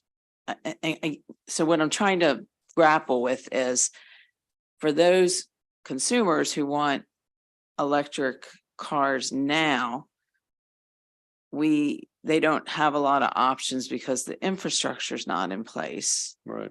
And then moving forward, when it is a mandate, and that's what I'm trying to understand with the mandate, if where the consumer choice is, as far as whether it's on the manufacturers and auto dealers end or on the consumer's end. That's what I'm struggling with. Well, okay. Well, first of all, I should also mention that I think I said this at the outset, transportation sector is the number one contributor to greenhouse gas emissions. So we've got, the country's moving this way. But just to give you I mentioned 2035, but in the meantime, under the California standards, 35% of the cars sold in 2026, that's not 10 years from now, will be electric vehicle zero emission. 43% by 2027 model, 51% by 2028, 68%, et cetera, eventually. So this isn't just a mandate that it kicks in 2035. It starts in 2020 with 2026 models. So we're going to have an increasing dependence and need for infrastructure. And we can either do it now when it's much, much cheaper, and also the convenience of helping the marketplace. I mean, there's a lot of benefits, greenhouse gas emission. There's a lot of win-win-win here. I understand, there is a cost involved, but anytime there's a major transition, whether it's moving from one form of energy to another, or this move that's clearly happening throughout the nation, I'm not sure I'm getting the full gist of your question about choice. Yes, there's still going to be choice. Nobody's forcing you to buy electric vehicle now, but eventually that will be the only game in town in 2035 if we follow the California model. But in the meantime, what is clear is there's a shortage of charging stations in this state by a long shot, where people need them at their homes. And this is an attempt to try to move that policy goal forward. If anybody else wants to weigh in, I'm not sure how else to answer it. Yeah, I would just add the mandate is on the manufacturers to deliver the right proportion of cars to the dealer. The consumers can buy them or not, but that's the law that Maryland passed in 2007. And they are going to adopt the regulations this year. We met with the governor's office today. So will there be choice? There'll be choice. There'll be a mix. It's hard to say how the market will play out. The used car market may be very active. People may be in line for ICE vehicles, internal combustion engines. We think that we're going to do a very good job of selling electric vehicles. It's good. It's a great product. The issue is charging. And again, in a home or a townhouse, the cost to retrofit is minimal. The cost to put it in new is minimal. The problem that the state needs to grapple with is multifamily units. And that's where the greater cost is. And those folks probably need some help. In addition to this bill, tax credits or things of that nature would be helpful to move this along. Again, Senator Feldman's bill was one spot for every 25 units. In California, it's 1 for 10. So it's a modest bill, frankly, for the industry. Thank you so much. Colleagues, anyone else have any questions? Senator Simon Ayer. Thank you. Just trying to wrap my head around this. Thank you for the bill. And so putting the cost aside for a portion of my questions, just how it works. Two main things I see is mandating automotives to come up with these percentages. It ramps up pretty quick. they will have the inventory, but there's no guarantee they'll sell them based on price or need from the consumer. So that is a potential problem. It's not a guaranteed problem, but it's a potential one. And then also listening to you talking about the townhomes and so forth who don't have a garage. And you made it less stringent. And I'm thinking in my district and throughout the state, 1 to 25, if we are ramping up to handle the electricity need, I don't see how 1 in 25 spots works. And just conceptually, why is it less stringent? Because you're gonna have 25 homes needing to charge potentially, or a good percentage of them, their vehicles, and they've got 1 spot for 25 homes. Well, it's less stringent than 1 in 10 on the builders. I mean, when you're building, if you've got to provide 1 designated EV space for every 25 residents, that's one reality. If you got to do 1 every 10 folks or 10 spaces, then it's going to have to do more of them. I mean, I guess it's a math. You're an engineer. I guess that's when he says stringent on the No, builder. That's what I'm saying. Yeah. As far Well, as- you can amend, if you want to offer an amendment to take it down to the 1 in 10 like California, it might be a friendly amendment. The goal here was just not to be too onerous on our builders and. And I see both sides. I'm not being Yeah. like, but I'm saying at the end of the day, will it work? Because you put this out there and you say, we want to do this, but then we put things in place that gets us closer to the goal. But in my mind, I don't see how that works. And so. Could I respond briefly? Sure. Senator, so this is a minimum. I think the market's going to respond. If you're building townhouses, you're building apartments, and you're not putting in electric chargers, you're not thinking about the people who are looking at those townhouses and whether or not it's a value added to them. So it's 1 for 25 is the minimum, but I would expect builders to do more than that, much more than that, to attract customers. Okay, maybe we can have them weigh in. And then just. Wait, can I just add one? There is a provision here about locals. It does give locals the ability to go more stringent. We're letting Anne Arundel County, if they think the 1 in 25 of the state level is not adequate, to go 1 in 10. So there's a provision in the bill that's freeing them up to go beyond what the minimum, which is this bill. Okay, that sounds good. At the end of the day, if we're going to put something in place, I want it to work.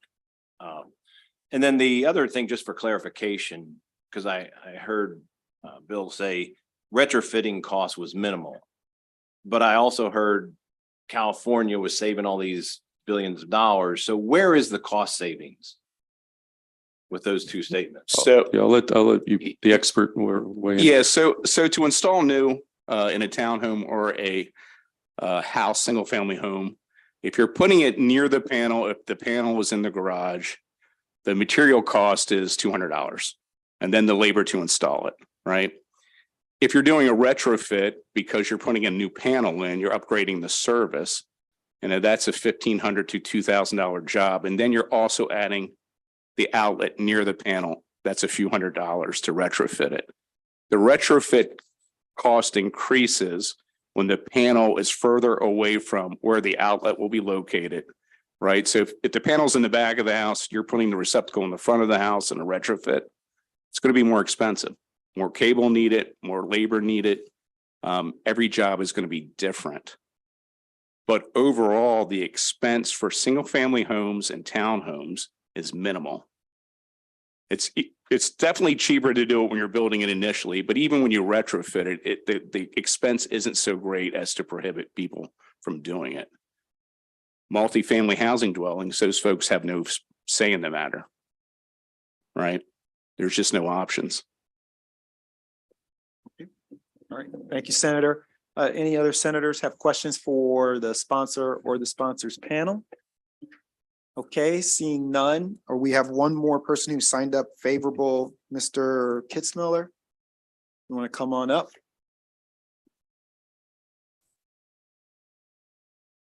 Mr. Chairman, Madam Vice Chairman, members of the committee, my name is Peter Kitzmiller. I'm president of the Maryland Automobile Dealers Association. We represent 300 franchise new car truck dealers across the state of Maryland, here today in support of House Bill 477. The sponsor did an excellent job of explaining the California Clean Car Act 1 and 2, which is not very easy to do.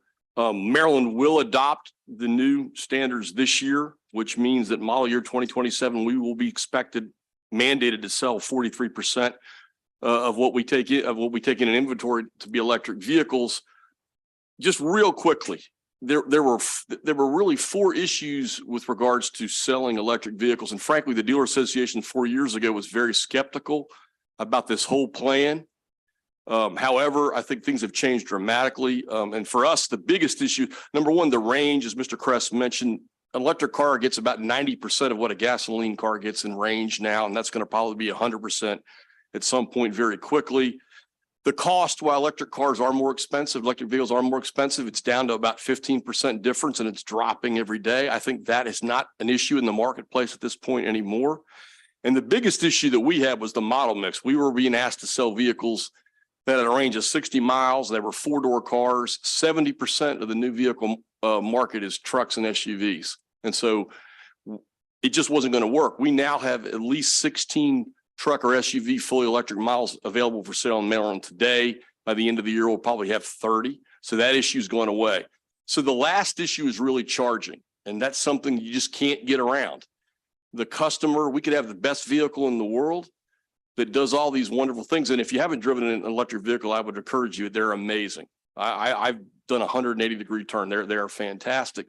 But if you can't convince the customer that they're going to easily be able to charge their vehicles, they're not going to buy it. And the one thing my members know is how to meet sales goals. And if we want to get to 40%, we have to be able to sell these vehicles to multifamily home customers.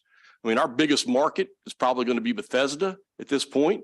And a lot of those folks live in high-rise condos or whatever. We've got to be able to figure out a way. And I know there's costs associated for the builders and not ignoring that. My dealers are going to be spending about $65 million this year at the dealerships to do infrastructure. So we would ask for a favorable report.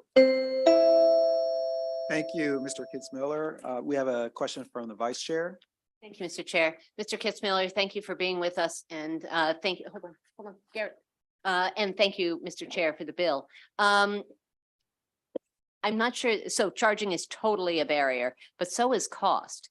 As there are more EV charging locations, as there someday are going to end up being used EV vehicles, electric vehicles, will the price go down so that we can reach our numbers so that more of us can actually afford to buy one of these environmentally helpful, sustainable cars? I think that's an excellent point. One, right now, for all intents and purposes, there's really not much of a used car market for EVs because they haven't been around long enough. There will be as we go forward. That will have an impact on price, but just on their own, I mean, the price has started to come down. The battery is obviously the biggest cost in an electric vehicle. And as the manufacturers get more and more into this, and there's more, look, and again, for 8 or 9 years, Tesla was the only game in town. And so, more power to them. They're going to charge what they can get.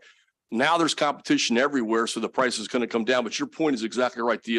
The ability to have a used vehicle electric market is going to have a big impact on price. That's where a lot of people are going to be able to get into the market. Because again, right now, the cost has come down, but it's still $65,000. That's a lot of people that are going to be close.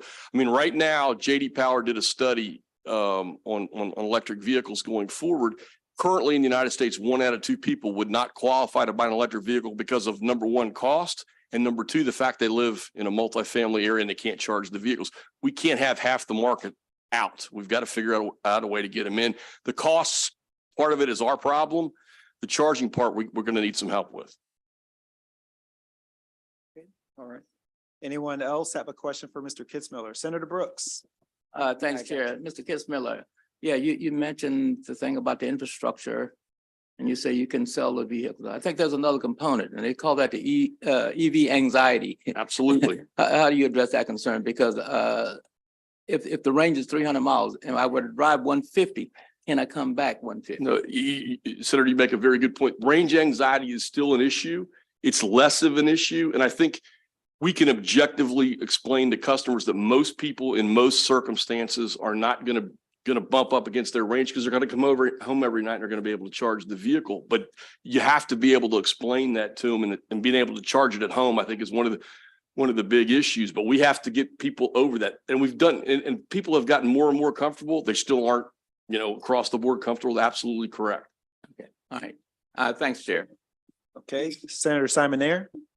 Yeah, just a quick question, trying to learn this stuff. I think you said by 2027, it has to be 43% of Right. inventory. What is it currently in Maryland? So the way we count, if you count fully electric vehicles and plug-in hybrids where you actually, but it has a gasoline engine in there, we're about 6%. If you just do pure EVs, we're probably more like 5 or a little under. But what you have to realize is, I think a big part of that, why we're lagging, and I don't know that we're lagging much. We're lagging because number one, we can't get them because they're very hard to come by right now. Maryland gets more vehicles, for example, electric vehicles allocated to us than Virginia, because Virginia's not a California state right now, and the manufacturers are going to send them over there to California state. But I think we just did a economic impact analysis on dealers in the state of Maryland. We added 2 questions on electric vehicles, one of which last year, battery electric vehicles, which are fully electric, no gas engine, you have to plug them in to run them. Our sales were up 120% year over year in Maryland, and it would have been dramatically higher had we been able to get more vehicles. Stop and think about last summer. Last summer when gas was $5 a gallon, we would have sold dramatically more vehicles had we had them. I mean, we see it every year. Whenever there's a snowstorm, we all of a sudden sell a ton of 4-wheel drive vehicles. Because that's just the way the customers kind of operate. What I think we want to avoid, though, is I don't want people, I think the sponsor may have mentioned this, I don't want people to buy one of these things and then get rid of it a year later because they're frustrated about charging. We don't want them to be one and done. We want them to buy it and be comfortable with it. And I think the performance of the vehicle is great. The charging is still the concern. And that's one of the reasons why we do see people coming back to the dealership. Most of them are not trading their EV in for a gas car. What they do is they trade their EV in for a plug-in hybrid because that takes away the range anxiety. Been meeting with a lot of people in the energy. And so you have the charge, I guess, which would go at off-peak hours on the electric grid. Right. One of the concerns I've heard from energy producers is if we go all electric, the infrastructure is not going to be there to support it. In addition to that, where does your industry see that issue? I mean, is that going to be I guess we'll have to do a major investment in other stations that aren't in your house. Well, just how do you see that playing out? It's an excellent question. I'm leaving here and going to a meeting with all the utilities. So all the dealers in Maryland starting like 3 or 4 months ago have to be putting charging stations in the dealerships in order to sell electric vehicles. And my concern is car dealerships in Maryland aren't unique. We're all clustered. If you live in Rockville, we're on Rockville Pike, there's 12 dealers. You go up on Route 2. So our question to the utility is going to be, when you get 12 dealers and they're going to be knocking on your door saying we need to put in 4 DC fast chargers per dealership, how long is that going to take? And are you going to be able to do that? Because the manufacturers won't ship these cars to us unless we have the infrastructure to sell and service them. So I think it's an excellent question. I don't know the answer. I'm hoping I'm going to find out some things today about just our limited piece, because we need to be putting these chargers in starting in the next 2 months. So we're concerned. Okay, thank you, Senator. Any other senators have questions for Mr. Kitzmiller? Hearing none, thank you so much for your testimony. We will now move actually to favorable with amendments. There were 3 folks who signed up for that: Bob Enton, Tom Ballantyne, and Lori Graff. Mr. Chairman, I signed up virtual, but can I come with my client to the table? What's your name? Michael Powell. I wasn't sure. Yeah, sure. You're taking the place of Mr. Enton? Yeah, he's over in the house. Yep, okay.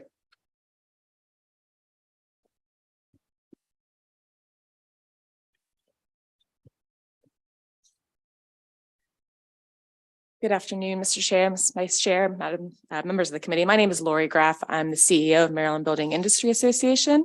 As was mentioned by the sponsor of the bill, we did meet with him and we appreciate the opportunity to meet and discuss the bill. We are in favor of the concept of this bill. We know that we need to do something to move forward. We have some concerns. I'm specifically going to talk about a couple of specific pieces of the bill. One is the definition of major renovation. We've not discussed that yet. It talks about what the major renovation is, and it is if you are doing any trenching of your driveway or upgrading your panel. then you would need to put in an electric vehicle station in, or I'm sorry, make it electric vehicle ready. We have problems with that definition. We think there's other ways to do it. Currently, if you had to replace a pipe on near your driveway, you would then have to go and upgrade your entire panel. And that's more of it on the consumer than the builder necessarily, but that's a huge concern of ours. So we have some ideas and some thoughts. There is some existing language in COMAR that we can do to try to tighten that language up a little bit. I know we'll talk a lot more about multifamily. Multifamily is very challenging. I do think this is much more feasible with single family in towns that have the driveway. So we do support that piece of it, but we do think we need to really look at that definition of major renovations. On the new construction side, we do have some concerns about the grandfathering language. Building permit is way too late. We need to look at this when you're actually contracting with the utility companies. If you're doing a very big project and then you have to go in and put extra capacity in every house, that could be some significant problems moving forward. So we would like to certainly look at that. We also have some concerns. Obviously, the multifamily is a whole different ballgame, as you've already heard. So we have a lot of concerns about how that works into the whole process. We would like to see some language on that as far as the parking spaces and things like that. I think my colleague, Mr. Ballantyne, may speak a little bit more about that as we move forward. The last thing I do want to touch on, and you guys will hear another bill. It's from the administration. It's Senate Bill 548 dealing with incentives. We do have concerns that there's not enough incentives for this. We also don't know if the builders, especially in the multifamily level, will be able to take advantage of some of those incentives. So we'd like to look at that, make sure this plays in with that bill as we move forward. We think that we can get there. We think we have some ideas of some different language we can propose. And again, we met with the sponsor on it. So we look forward to working through those concerns. And with that, I will happy to take any questions. Thank you. Thank you, Ms. Graff. Any questions for Ms. Graff? Okay, all right. Since we don't hear them, we can then obviously go ahead and Mr. Powell. Yeah, Michael Powell here on behalf of the builders. I just want to echo what my client has said and much of what the chairman said. We are agreed with the need to move forward on this, particularly on new construction. We do think there's areas where we need to have dialogue with the sponsor and the committee about changes, and particularly the significant renovation, because right now it would trigger much too easily. And we do think this is something where we have to phase it in on a schedule. It's not much different than what the adoption of the vehicles will be. And we can do that with the new construction and some changes to the significant reconstruction renovation period. I should mention that there were questions about capacity of the grid. And that's another area where if we're not forcing too many people to renovate, but we're dealing with new construction, then we've got time to phase this in and make sure that the grid can accommodate, because we are going to be adopting California cards. That's why we're here supporting the bill, but just have provisions to handle that change, if you will. In addition, there are places where we need to tweak some of the language, I think, to reflect the Maryland situation. There may be cases where we want to run the conduit, we want to have the capacity there, but maybe we don't yet need to buy the little piece of equipment that goes at the end of it because nobody is buying the car yet. Remember that a car today sold will be on the road on average 12 years. That's the number from Car and Driver that the feds also use. So even with the very, very rapid transition in purchases of electric vehicles, the vast majority of cars on the road are not going to be electric for years and years to come. So as we move toward having the chargers available, we don't need to move at a breakneck speed. We can handle with new construction situations where there are truly significant renovations, give time for the grid to handle. I think we can do this in a measured way and achieve the sponsor's goals. Thank you, Mr. Powell. Members of the committee, any questions for Mr. Powell? All right, hearing none, Mr. Ballantyne. Thank you, Mr. Chairman. Members of the committee, my name is Tom Ballantyne on behalf of NAIOP Maryland. We're a commercial real estate trade association with about 700 companies involved in commercial, industrial, and mixed use real estate. And just by way of introduction, I also represent commercial real estate on the mitigation work group for the Climate Commission, serve with Mr. Powell. We recognize the Maryland's climate goals and adoption of the California emission standards for cars and light duty trucks. necessitate a fairly quick ramp up in the installation of infrastructure to serve those vehicles. We are supportive of the goals of Senate Bill 477. We're unable to support the bill as introduced for a couple of reasons, but we are here support with amendment. We are concerned about the cost and feasibility of retrofitting existing multifamily buildings, particularly buildings that have structured parking, have rent or price controls, that have some age or other kinds of barriers to accomplishing that. And those existing building issues are more difficult to deal with. They'll require more policy support and development of a common method to equitably share costs, which we haven't really arrived at in Maryland. The California ratios that you talked about a few minutes ago with the other panel are supported by massive government spending that supports those policy objectives. And we need to right size it for Maryland, but also direct it to the right places. For existing buildings, these issues aren't as difficult. We believe that installation in new multifamily construction is doable. There's a framework within this bill that we can work with, and we'd like to work with the sponsor and the committee members to put together a framework that our members can support. We think it needs some clarification of certain elements, some definitions, some of the technical standards that are called out. But those are available in existing building code references and are things we think we can work through. So with that, I appreciate the opportunity to offer some comments. Thank you. Thank you, Mr. Ballantyne, members of the committee. Any questions for any of these witnesses? Seeing none, I will say thank you for coming and testifying. Thank you all very much. We will now hear from the aforementioned unfavorable Dominic Butchko.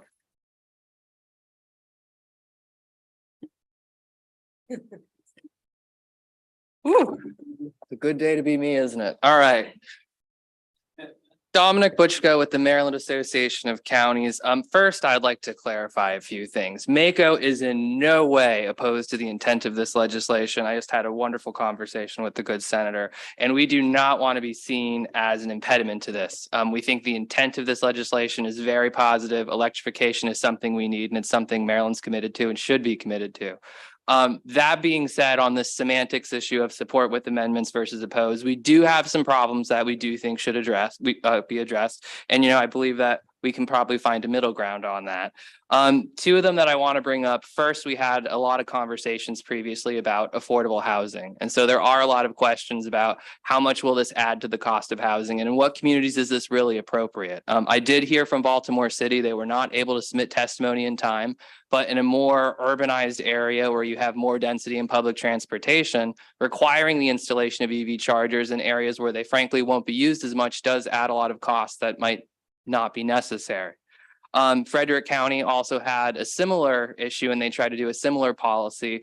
Their compromise position, which I noted in our testimony, was to install the piping, require that. But if an EV charger isn't appropriate at this time, you have the conduits that you can later put the wires through. And then when it is appropriate, when someone who does have an EV move in, then install it.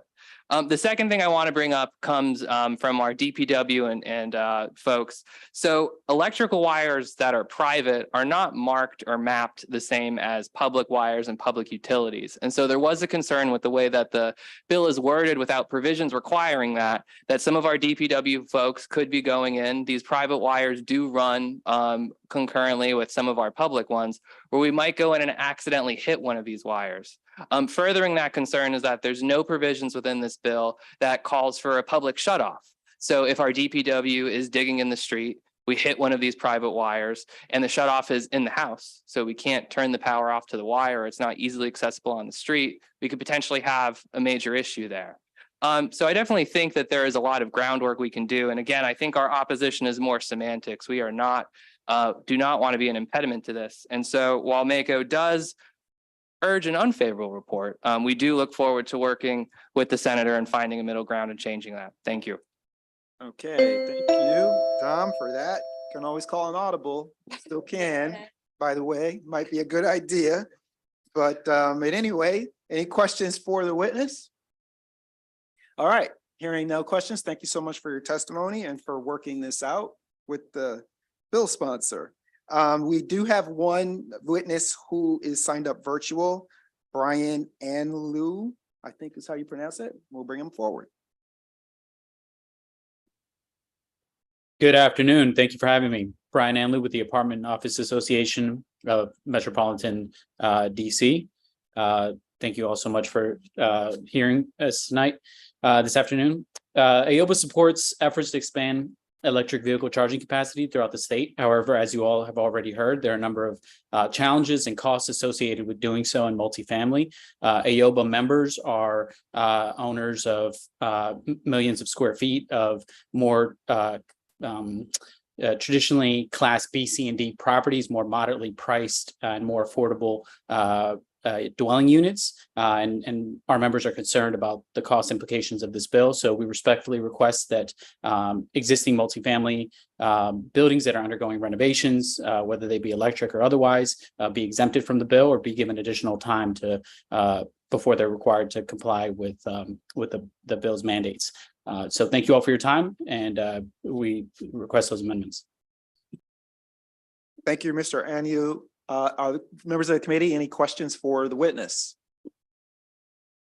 Okay, hearing none, that concludes the hearing on Senate Bill 477. We'll turn it back over to Chair Feldman, and we'll bring up Senator Klausmeyer in the meantime. Yes, ma'am.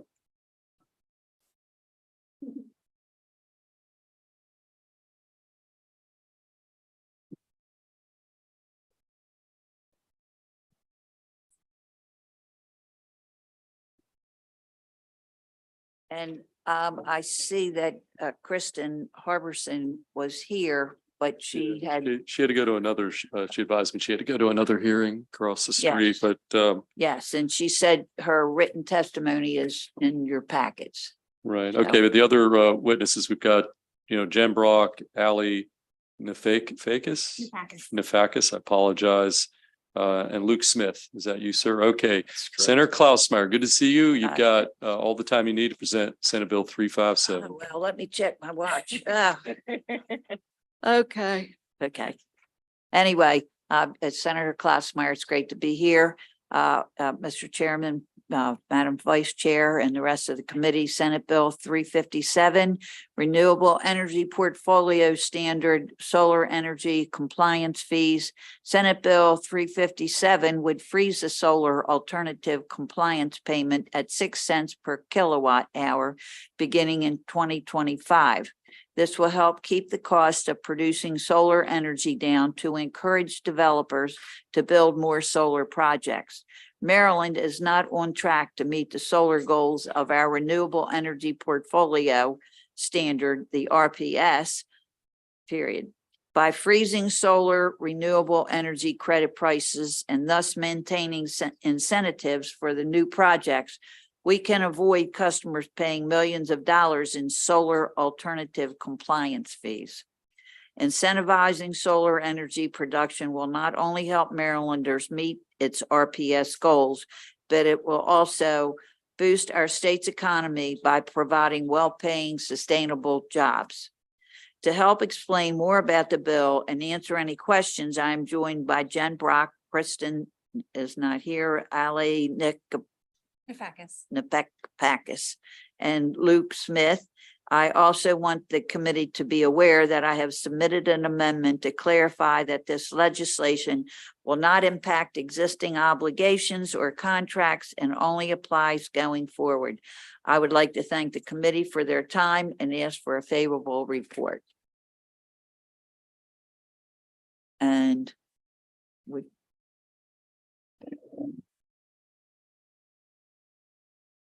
Good afternoon, Chair Feldman and committee members. Thank you for allowing me to speak this afternoon. My name is Ali Nefakis, and I am here on behalf of SREC Trade and Expansive Company.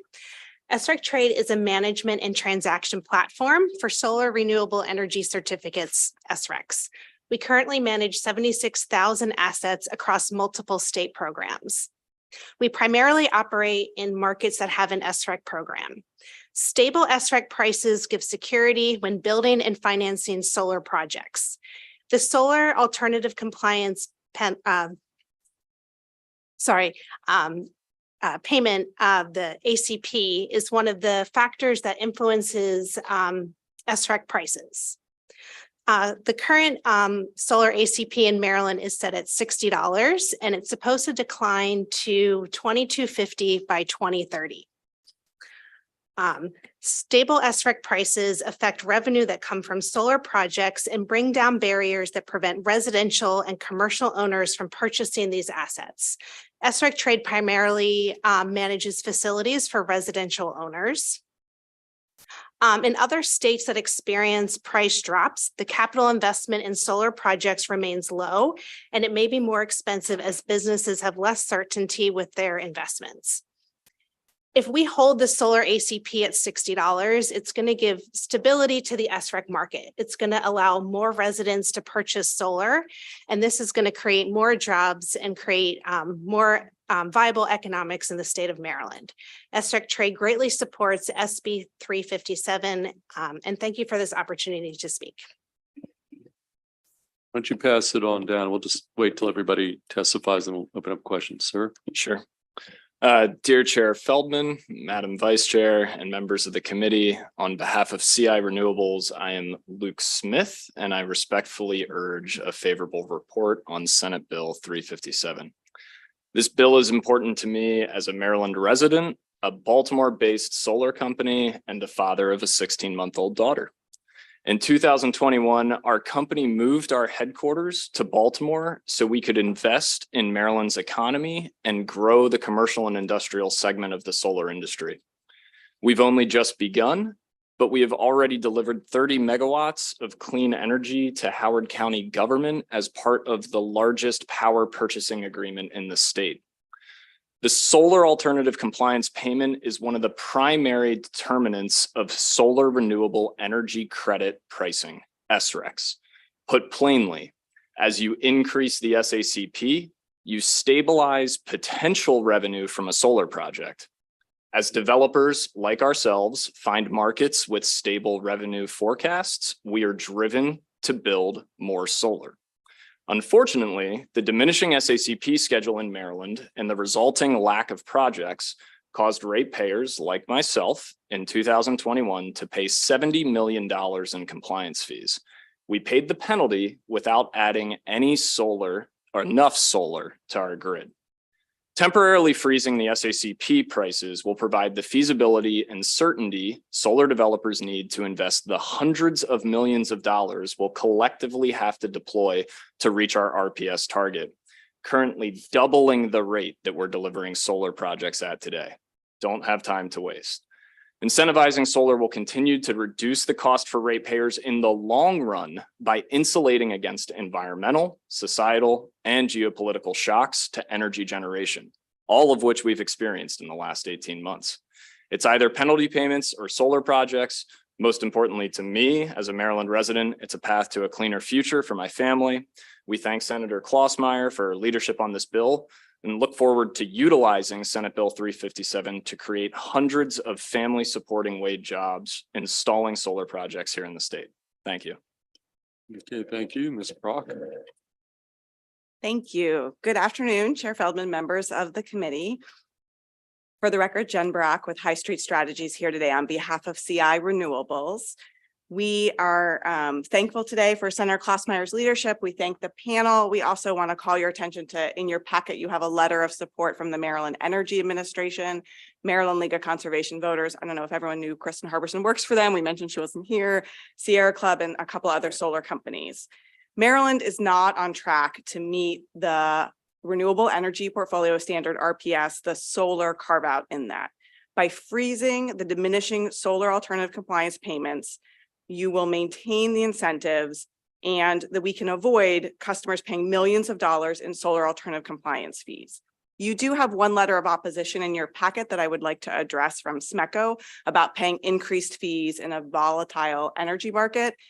To that, we would just simply say that this bill actually ensures ratepayers are paying for solar development, not alternative payments, and they're making the energy market less volatile because of solar energy's stability. Maryland's SICP levels have long been behind other states. The Washington, D.C. area ranges from $500 to $300. New Jersey is $300 to $150 range. Without this bill, Maryland's payments are going to essentially go off a cliff at $60 after 2024. Temporarily freezing the SACP prices will provide the feasibility and the certainty that solar developers need to actually incentivize solar development now and create jobs in Maryland. It's also a signal of stay here to those who are already working here versus the current rapid decline in our statute. As you heard today, passing this bill this session will have an immediate impact in the next 2 years in incentivizing solar. We do look forward to working with this committee, with the legislature and the Moore-Miller administration on a more comprehensive reform as we look at incentivizing solar to get us back on track. And we hope that legislation like that passes in 2024, but there's no certainty that that will happen. And you can vote for this bill this session to provide immediate certainty of a boost to the industry. So we therefore urge you to support it, and we are supportive of the amendments that Senator Klossmeyer proposed as well. Thank you. Okay, we've got Senator Augustine to lead off questioning. Chair Feldman. So can you all explain to me just the nature of the bill? Of course, the idea was that as solar became more readily available and more affordable, that the ACPs would drop. This is what we've been told year after year after year, which is the reason why that ACP would have dropped. Why are you asking for ratepayers, for my constituents, to pay additional money when that was not the original intent of how this was set up? Because somebody please help me to understand that. Sure. Do you want? Yeah, I'd be happy to. The diminishing curve in the. You just put the mic a little closer because Yeah, sorry. we're streaming out. Senator, you're absolutely right. As initially contemplated, the SACP following that diminishing curve was intended to track with the marginal cost efficiency that the solar industry was receiving. Our industry was no different than anybody else's. We're a global industry. COVID set back that drop about 4 years in our price per kilowatt hour that we're delivering on. And so what is currently happening in Maryland is without that SACP at a higher level, there isn't active solar development happening at the magnitude that's needed to reach the RPS. So constituents are seeing fees being passed through to them from the EDCs because industry like ourselves can't put the financing to work into the market to be able to support projects right now. So by increasing or leveling that SACP payment, you are actually opening for companies like ourselves to be deploying capital and building projects with the goal of reducing the amount of fees paid because we're going to be closer to that RPS.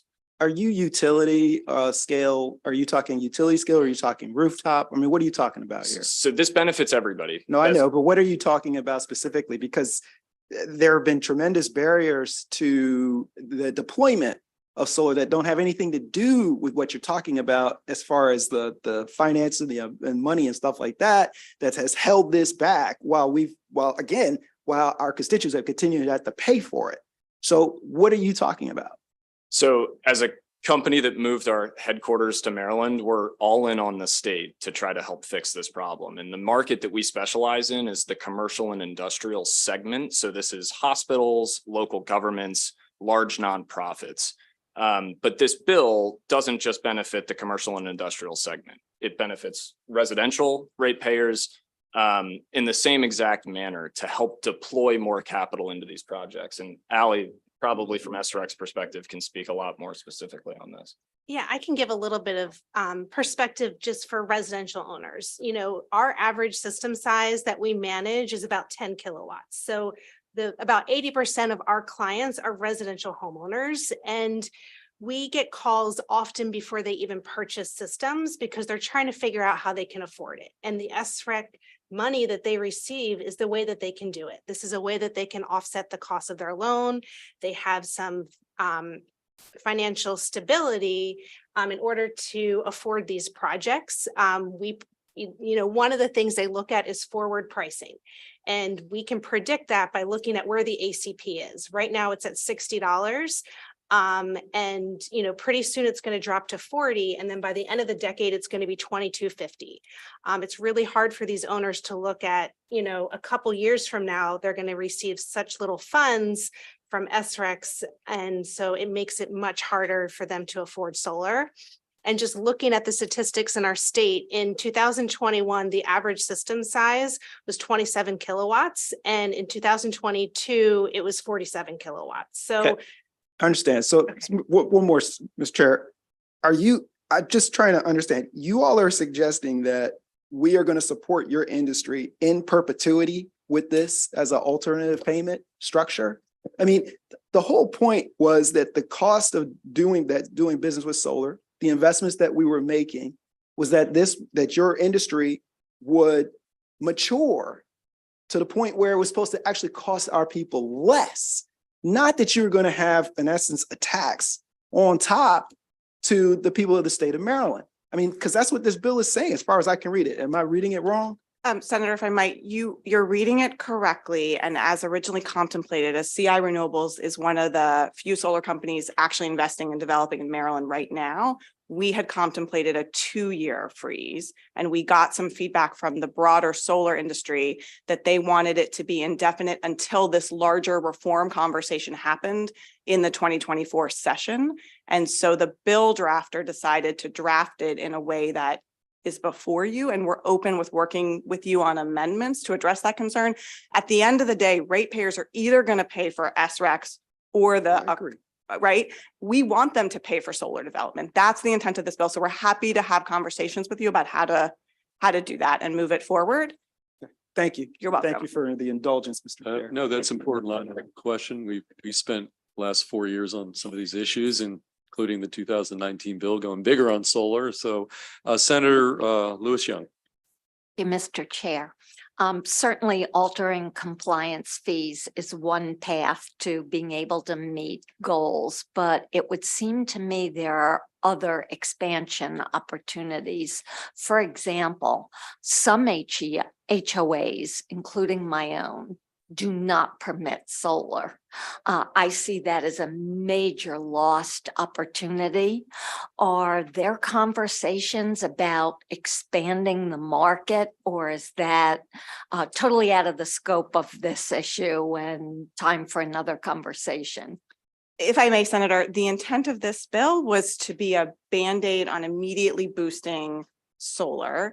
And as we understand it, and we are aware that the Moore-Miller administration, MEA, are aware that there are many reasons we're not on track to meet our goals, and that they are having, they're excited to have those robust conversations. And so the intent of this legislation was to be something that would signal to financiers and other solar developers, like CI has projects in California, and CI Renewables has projects, in other states. And as I mentioned, the payment structure, which drives the price of the incentive, is far lower in Maryland than surrounding states. And so this is an immediate fix to that problem. Okay. And then we're happy to work with this committee moving forward now that energy is in this exciting new committee. Thank you for that clarification. You're welcome. Jen, you made a reference in passing to some 2024 big solar reform effort. Now, I have no idea what you're talking about. So what are you talking about? It's my understanding that some of the advocates that work on solar reform in Maryland want to look at a larger reform. I will tell you from CI Renewables perspective, so they do a lot of rooftop solar and carport solar, which is more expensive than ground mount solar. But in Maryland, the SREC fee is exactly the same regardless of your cost. So that's one example of a conversation of reform that we're interested in having with the new MEA. And those kind of changes will likely require legislative changes. So that's what I'm referencing. I guess it was that part of it. The legislature, I think at the end of the day would play a pretty significant role, with all respect to some of the other folks you mentioned.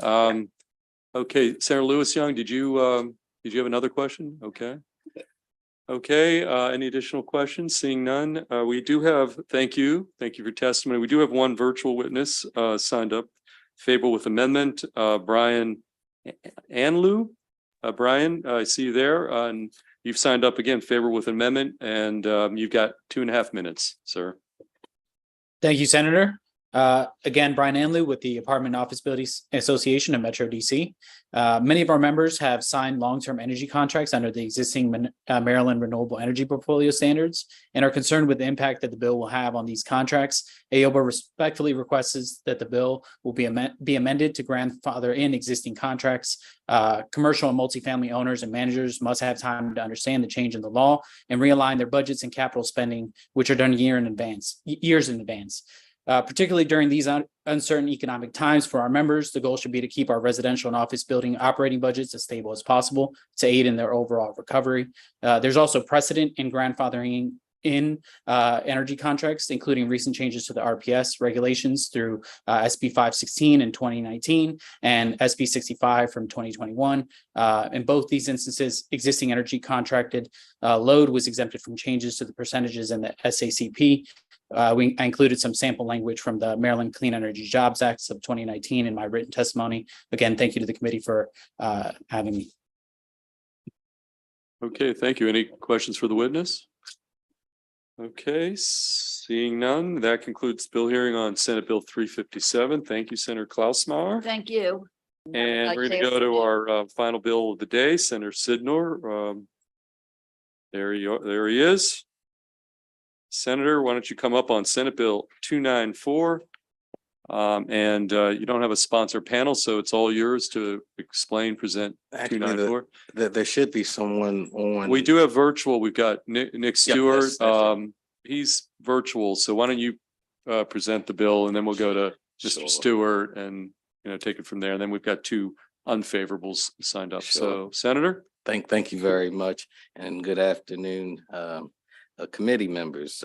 I'm Charles Sidnor, for the record, testifying on behalf of Senate Bill 294, which is essentially a bill that attempts to ensure that when comprehensive plans are put in place by local governments, that you have legislative bodies following that particular comprehensive plan.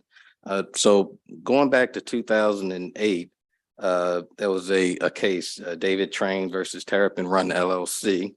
And in that case, there was a closely divided Maryland Court of Appeals decision where it held that our state's smart growth statutes regarding development did not require strict conformity with the comprehensive plan.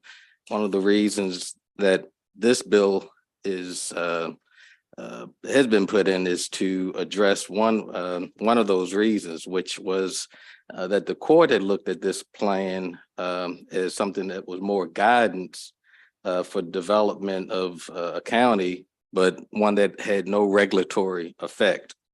So in 2009, the General Assembly enacted the Smart Growth and Sustainable Development Act, essentially overturning Terrapin Run.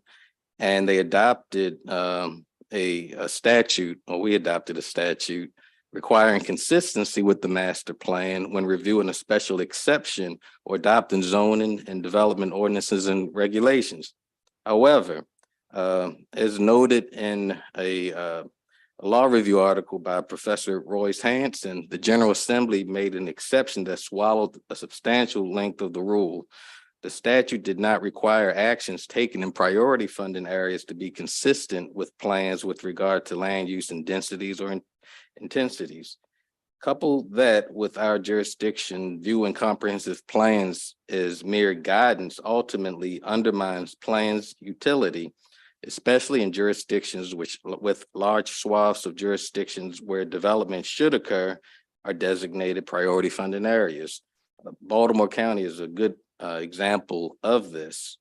Our county code states that our plan shall be made with the general purpose of guiding and accomplished a coordinated, a justice and harmonious development in the county and its environs, which will, in accordance with the present and future needs, best promote health, safety, morals, order, convenience, prosperity, and general welfare. Obviously, guidance is not mandatory. In order to move us from a guidance framework to a more regulatory framework, Senate Bill 294 repeals Section 1-304 and makes Section 1-303 controlling. This is significant because it elevates comprehensive plans from being mere guidance to an actual mandated plan. For a jurisdiction like Baltimore County, this change is necessary as priority funding areas encompass almost all of the land within the developable parts of the county and currently designates the county council members as arbiters of land use decisions within their councilmatic district rather than allowing for a more holistic, comprehensive plan taking into account the whole jurisdiction. Senate Bill 294 will transform comprehensive plans from mere aspirational documents that can be ignored by local decision makers at their discretion into a controlling document that governs future map amendments. This is the right first step in providing transparent, collaborative, sustainable, and equitable development. And I ask for a favorable report regarding Senate Bill 294. Okay, thank you, Senator. Any questions for the sponsor before we go to Mr. Stewart, who's virtual? Okay. Well, Senator, there is some unfavorable. I don't know if you wanted to address it either for Mako or for Mr. Ballantyne. Get rebuttal here. So you want to attempt to address any of the unfavorable testimony we have here? I tried to look at the testimony while I was in my other committee, and honestly, I didn't get a good chance to review as I would have liked. It's fine. I don't want to put you under why don't we just go? We'll go to Mr. Stewart and then, oh yeah, Senator Augustine has some questions. Then Mr. Stewart, hold on. We'll go up to you next. Yeah, I would say that, Senator, the question is local, local control of land use decisions. Do you think that this legislation would remove some of the local control? And if so, why should we do that? Okay, thank you for the question. The answer, no. Because again, the comprehensive plan is put together by the local jurisdiction. One prime example in Baltimore County, we are under a conciliatory agreement with HUD because Baltimore County does not provide or produce enough affordable housing. Why don't we produce enough affordable housing? Because although the entire county is under that conciliatory agreement, when it comes time to cite that affordable housing, council people will inevitably fight that project. Once they fight that project, then the affordable housing provider is now having to seek somewhere else to place it. And if every one of those council people continue to fight for that affordable housing, or whatever that project may be, and what they're going to do is they're going to defer to their colleagues and say, look, if you leave my little fiefdom alone, I'm not going to bother you when there's a project that's happening over there. You get to do what you want to do. All of that, what it does is it undermines what the county executive, when they put that comprehensive plan or that process together where they had a lot of community engagement and engagement across the county, it undermines all of that work. And Senator, I could understand that for Baltimore County because I understand like what you're saying, but what would be statewide? Mm-hmm. And so would this not have a similar impact in other jurisdictions where perhaps they're organized a little bit differently and with regard to these local zoning decisions? Right, and not only for priority funding areas, so you're correct, and trust me, when we first looked at this, if it could have only been done in Baltimore County, because Baltimore County is what I know, we certainly would have done so, but this is a statewide law, and I'll tell you, I would hazard to guess that what we're experiencing in Baltimore County likely happens in other counties when it comes to certain projects that council people want and don't want. Okay, thank you. I much appreciate better it. understand the bill now. Thank you. And Mr. Stewart, I promise you all, he's been studying and looking at this stuff. He can probably explain it a lot better than I have. Well, with that, well, here, you get your day in court right now, so you can say whatever you want in 2.5 minutes, but so we've got Nick Stewart signed up on behalf of favorable. And so, Mr. Stewart, you've got 2.5 minutes, and obviously if people have some questions, we'll throw them your way. Right, and I'm happy to respond to that latest question first. I know it sort of eats into my time, but the reality is that this is a conceptual disconnect between the idea of a priority funding area and what should or should not be okay in that area. The counties use these PFAs very liberally to designate those areas that are meant for dense growth, the areas where we actually need purposeful growth the most. This exemption that has been created was created out of a sense that these PFAs, local governments need flexibility and need to be able to be nuanced and responsive. The reality is 15 years on from this exemption being created, we've seen the result. The result is we spend 2 to 3 years creating a master plan, and it is disregarded in whole cloth by our local decision makers, primarily our county council members, in making land use and zoning decisions, again, in the areas that need planning the most. And so this idea that it is a good exemption to have may have been true to begin with, but it's no longer because it has swallowed the rule. And will it limit decisions a little bit? Will it require potentially more work by local governments? I think the answer there is yes, it might.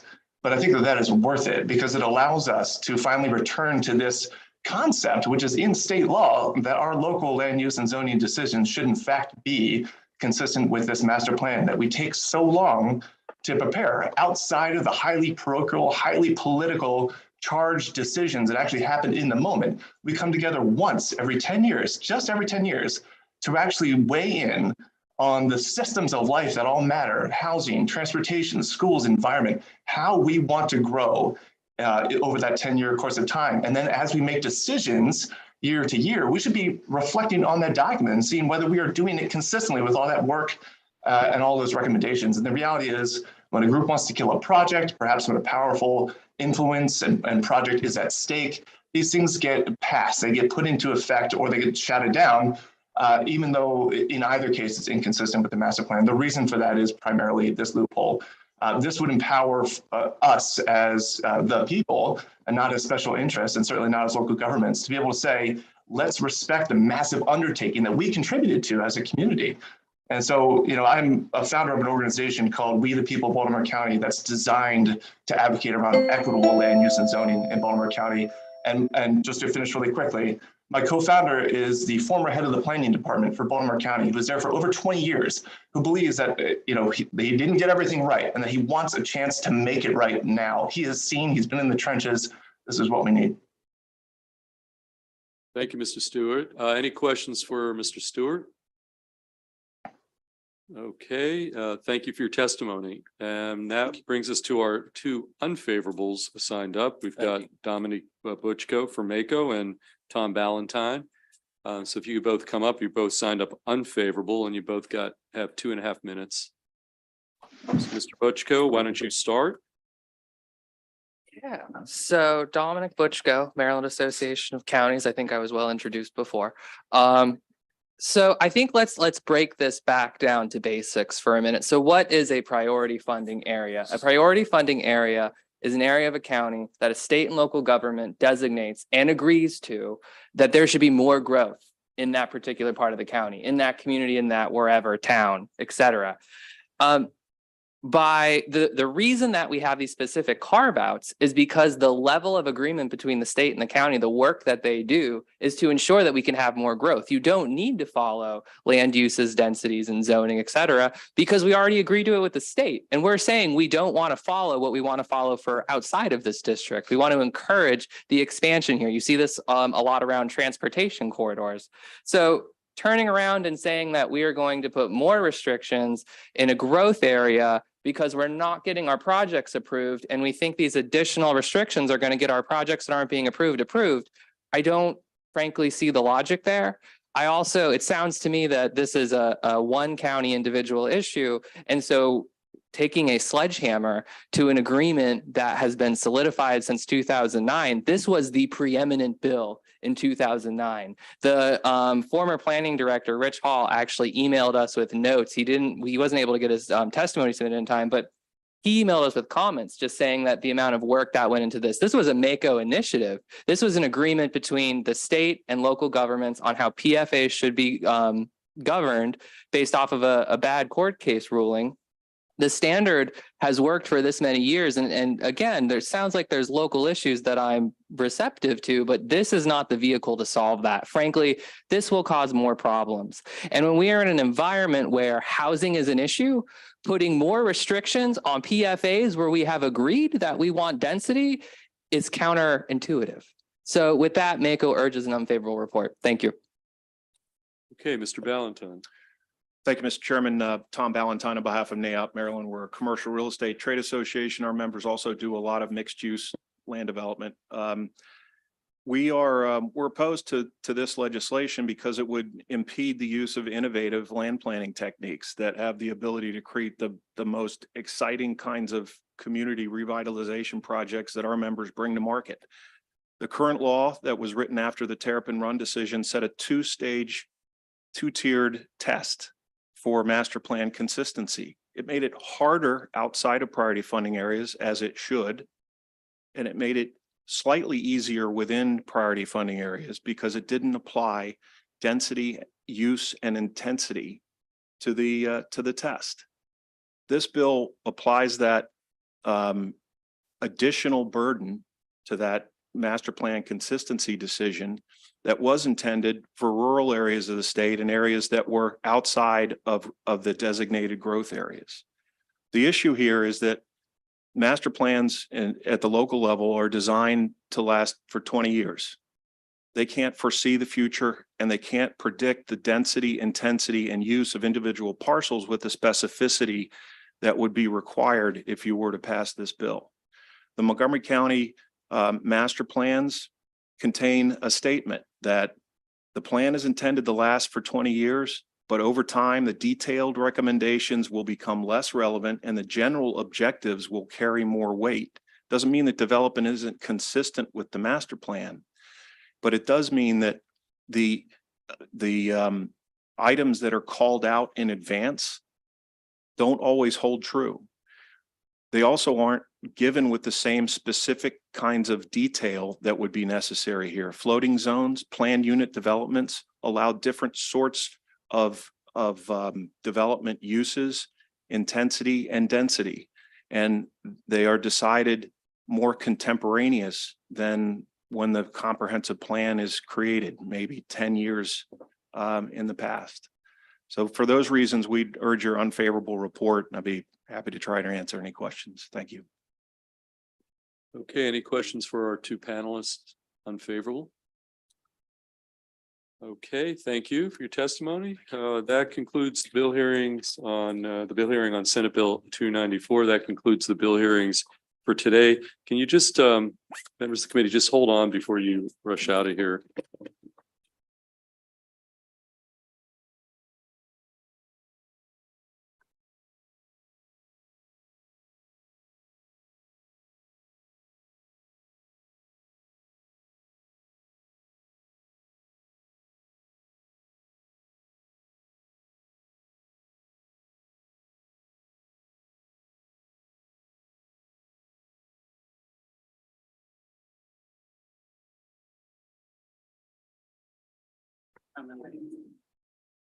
Okay, we're just waiting on some clarification on from Senator Hester about.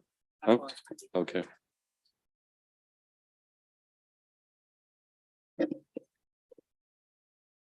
Okay, so we're gonna roll out, I'm gonna roll out a new tool in our toolbox right now on one small bill.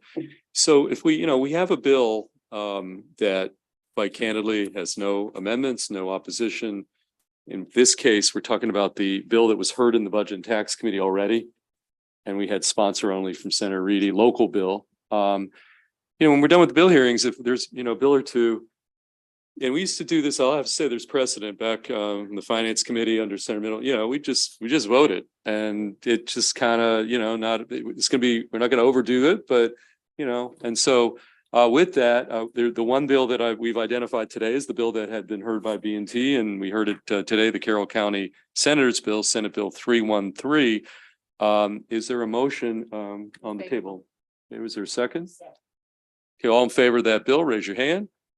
All opposed? Okay, that bill carries. So I don't want to overuse this tool, but I think it could be helpful when appropriate. Okay.